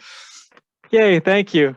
I almost forgot what I was going to say. But yeah, as a student senator, I think this is a really important issue for us. I know a lot of my friends personally are going into grad school. So if nothing else, this is just work for them, and that makes it a little more personal, which helps to put that personal touch in. I know Serena has done a good job of staying in contact with the people who created the petition, and hopefully we can rally as a student caucus and send one strong voice to SFU. I also had a certain guest here sending me a suggestion.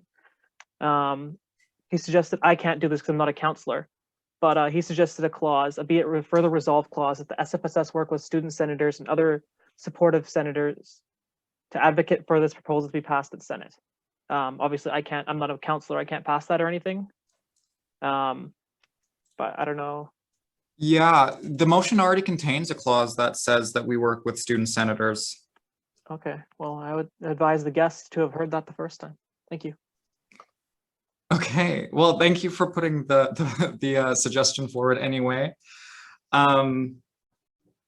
Okay, well, that concludes discussion on this motion. We'll put the question to a vote, and I think at this time, I need to scroll all the way back up to find the amendments that we added.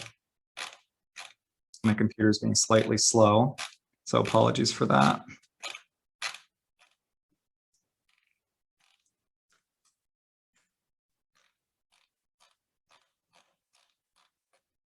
Okay, I found them. So the motion reads, Be it resolved that the SFSS endorse the petition titled Adjustments to SFU's Transcript and Grading System and amplify the ongoing efforts to raise awareness of the issue. Be it further resolved that the SFSS Council work with students on the SFU Senate to move towards more common grading schemes such as those at other North American post-secondary institutions. Be it further resolved that Council task the University and Academic Affairs Committee to engage in advocacy to bring awareness to these calls for change to SFU's grading scheme. Be it further resolved to mandate the President, VP University and Academic Affairs, and VP Equity and Sustainability to bring this topic as a discussion item at the next Joint Operations Group meeting. Be it further resolved that SFU alumni who plan on pursuing post-secondary education be given the opportunity to represent their academic results as letter grades or percentages. And lastly, be it further resolved to that present SFU students who wish to get their past grades updated with the new grading scheme may do so if they wish. All those in favor of the motion seeking unanimous consent, please unmute your mic if you would like to dissent or abstain.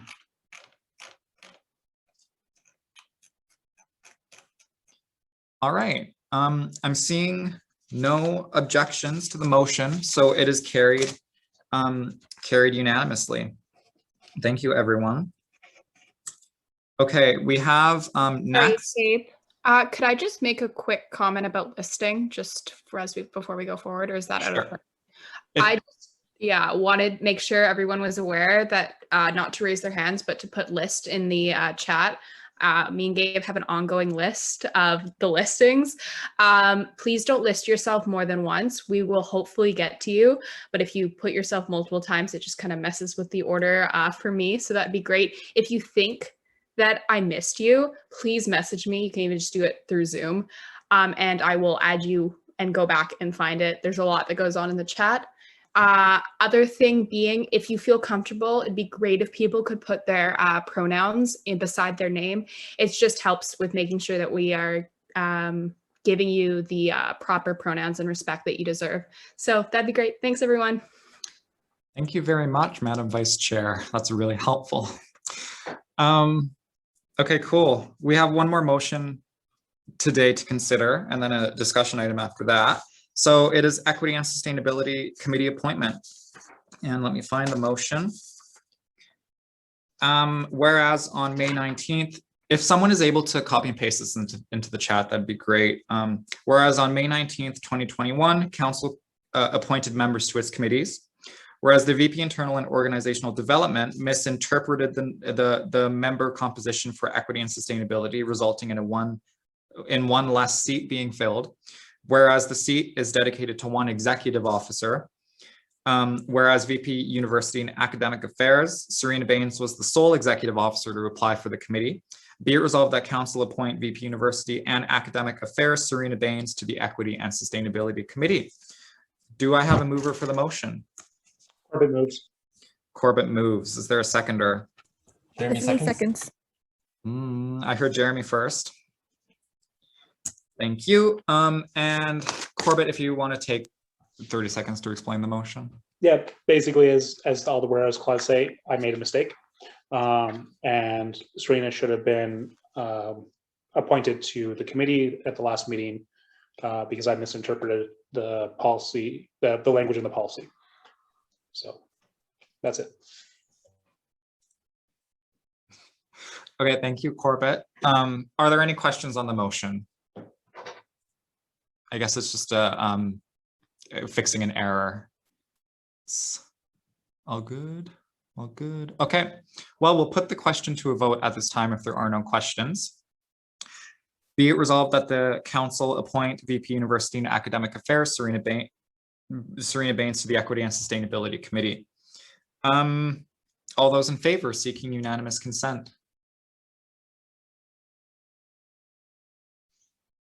Okay, that motion is carried unanimously. We're getting there, guys. Discussion items. We have one discussion item, and that is 9.1, council sweaters. Now, if I'm not mistaken, this was submitted by VP External, Matt Provost. Yes, so I can just kind of start. I know that in a few weeks ago, folks were asking about council sweaters, and myself and VP events, Jess, were able to, you know, kind of organize that for the executive committee.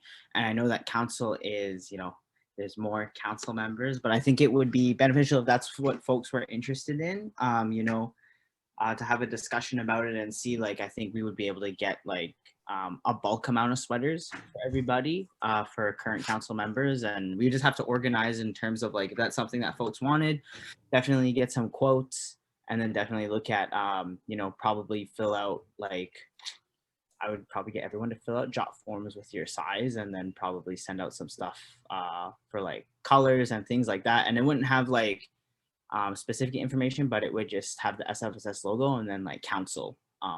So that's kind of my thoughts, but definitely want to hear what folks are thinking. And if there's anyone who wants to help with this project, then keep me posted, or if this is even something that you want to do. So I thought it would be nice. Thank you, Matt, for bringing this forward. If there are questions or comments, now is the time. And it looks like there's someone on the speakers list. Emeralde.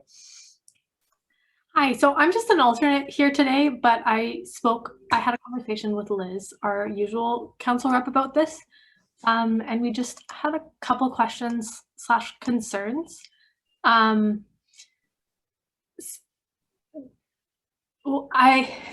What is kind of the value of bringing, like, do we have like over 50 sweaters for people who are interested, and kind of where are these sweaters being sourced?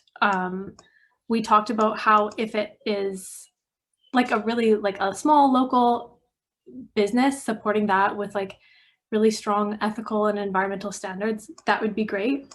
But we had some concerns in terms of sustainability and ethics, of the necessity of buying a huge bulk of sweaters, that like where the value is at, and could that money be put towards a better place? So that was just some thoughts, but like super supportive depending on the supplier is my discussion point. Matt, you have a direct response? Yeah, so to kind of answer that question, so for ours, we went through a place that like we've usually gone through, and it was a small run. It was, well, for just the execs.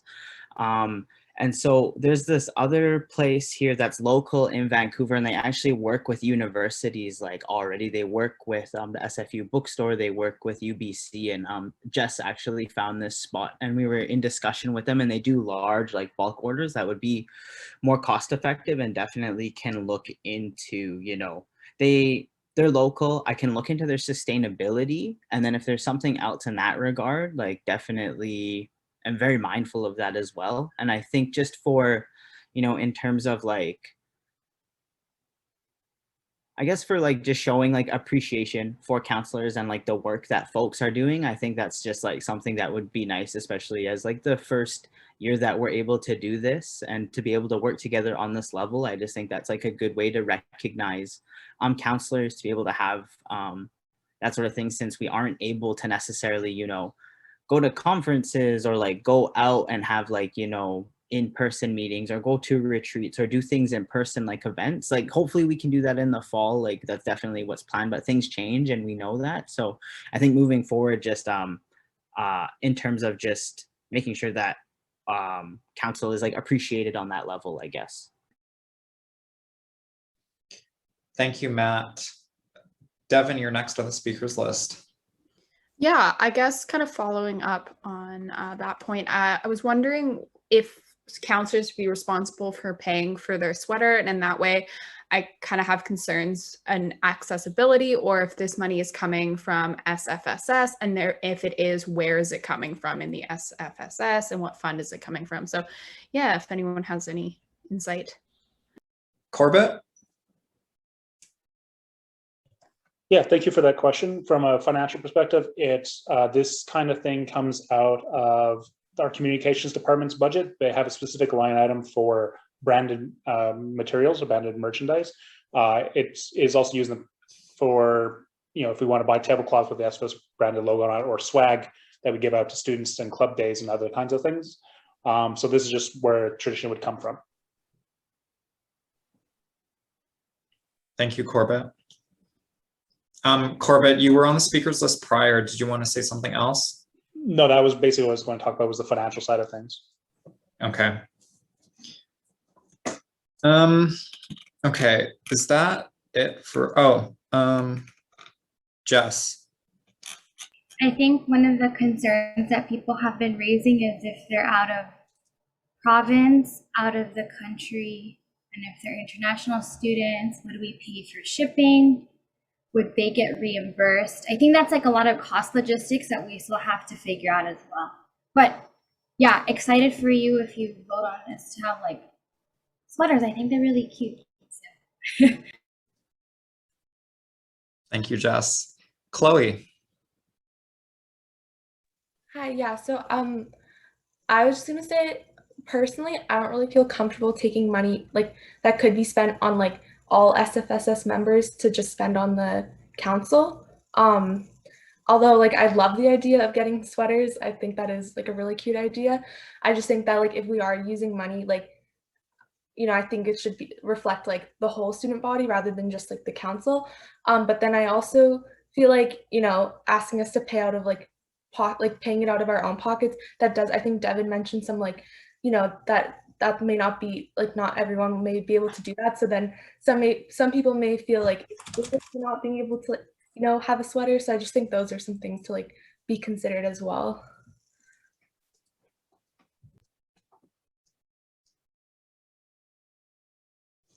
Thank you. Emeralda, you have a direct response. I just had a thought about that. I wonder if one option, if other counselors are, say, going through the sweaters and not comfortable, like having, like taking that money, I wonder if there could be almost like a sliding scale of like purchasing for the sweaters. So like, hey, like if you don't feel comfortable having this sweater bought for you, you don't have to, but also if you aren't in a financial place to buy the sweater or can only spend $10 or $5, and that's okay. That's just a random thought. Thank you for the thoughts. If anyone would like to respond to that. Corbett? Yeah, this is the first time we have such a large council, that's the board of directors. This is like kind of a new thing, because traditionally when we had like a board of 16 and different, they would just, it was just generally the prices are roughly the same time each year because same number of people. To go into your question, yeah, the council could put a motion forward that specifies, you know, how it's paid for. It doesn't have to always, it could come out completely out of the budgeted line item for from the communications department, or if council wants to have a different kind of way to pay for it, or like an optional thing if someone would prefer to use their stipend, part of their stipend to pay for it. You just have to have something on paper to kind of have a schedule or options and put it in front of propose it to council. If a number of you are in a situation where you need every dollar you can, then I also understand the idea of we have this money set aside in the society for this kind of option and for this kind of purchase. And you can also just go through that way yourself. I mean, sorry, as a council can decide to use that money as well. So it is flexible. It's just ultimately what proposal gets submitted and voted upon and approved. Thank you, Corbett. Matt? Yeah, I also just kind of wanted to add, and definitely leave it up to like council, but I think it's just good to also think about that if council members are sitting in like, you know, certain meetings or like conferences or invited out to different places, like this is a good way for like visibility, and then folks know who you are to like identify you as too. And like that's kind of like why it was important like for the executive committee to have these things, because we do meet and like go to other places and meetings. So I think that's just like another thing to take into account. Like if you do have to go to certain places or you're asked to be a part of something, like you will be representing like the society as well. So just that's a point that I would also keep in mind too. Thank you, Matt. Does anyone else have any comments or questions at this time?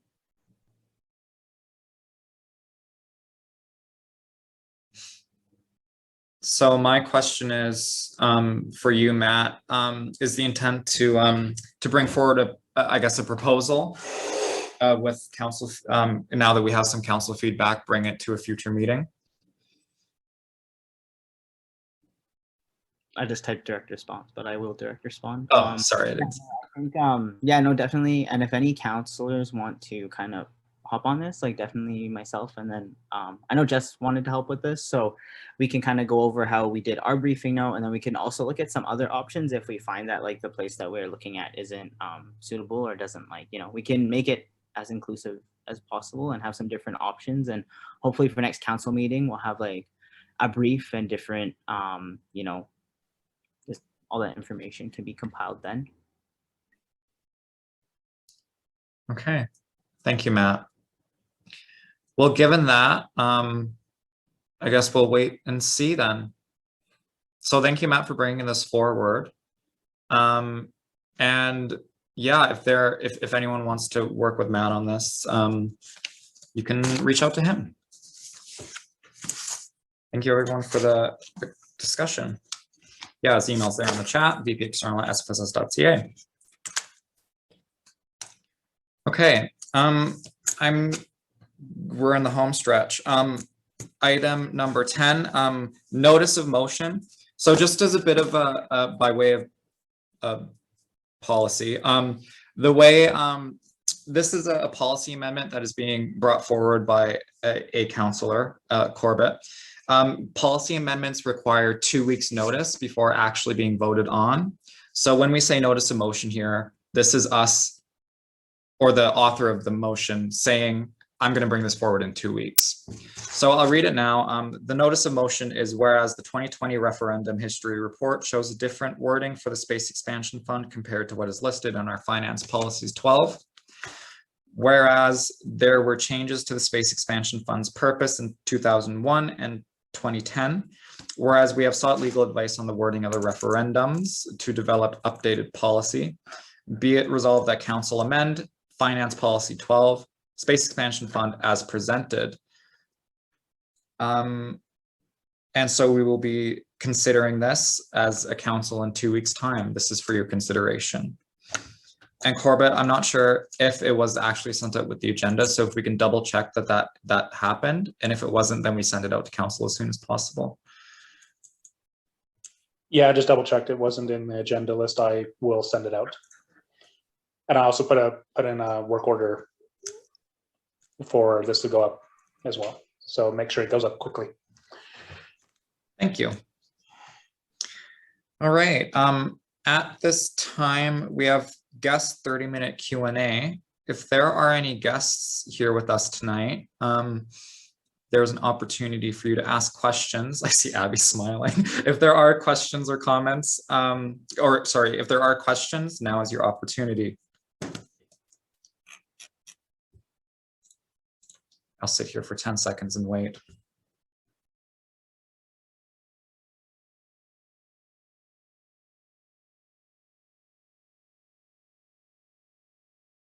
Okay, cool, no questions. Let's move down our agenda then. We have 2 announcements. The first of which is that the next council meeting will be in 2 weeks' time, Wednesday, June 16th, 2021, at the same time, 4:30 to 8:30. The call for agenda items will go out likely tomorrow or Friday. And then the second announcement is that the Vice President Finance and Services has an approved leave of absence due to a personal medical and family emergency. And so the VP Finance and Services will be on a leave of absence from June 1st to June 1st to June 21st. And if you have any questions about the leave of absence process, it is in our council policies, and I'm happy to answer any questions on that as well. All those attachments from our meeting, and we can move into item number 14, which is adjournment. Be it resolved to adjourn the meeting at 8:19 p.m. Is there a mover? Riley. Matt. Riley moves. I heard Matt. Do you want to second it, Matt? course. Heck yeah. All those in favor of adjourning the meeting, seeking unanimous consent. And with 10 minutes to 11 minutes to spare. Okay, the motion is carried unanimously. Thank you everyone for making it through the meeting, and have a good night. Take care of yourselves and best of luck. Thanks everyone. Good night. Take care. Bye. Thank you.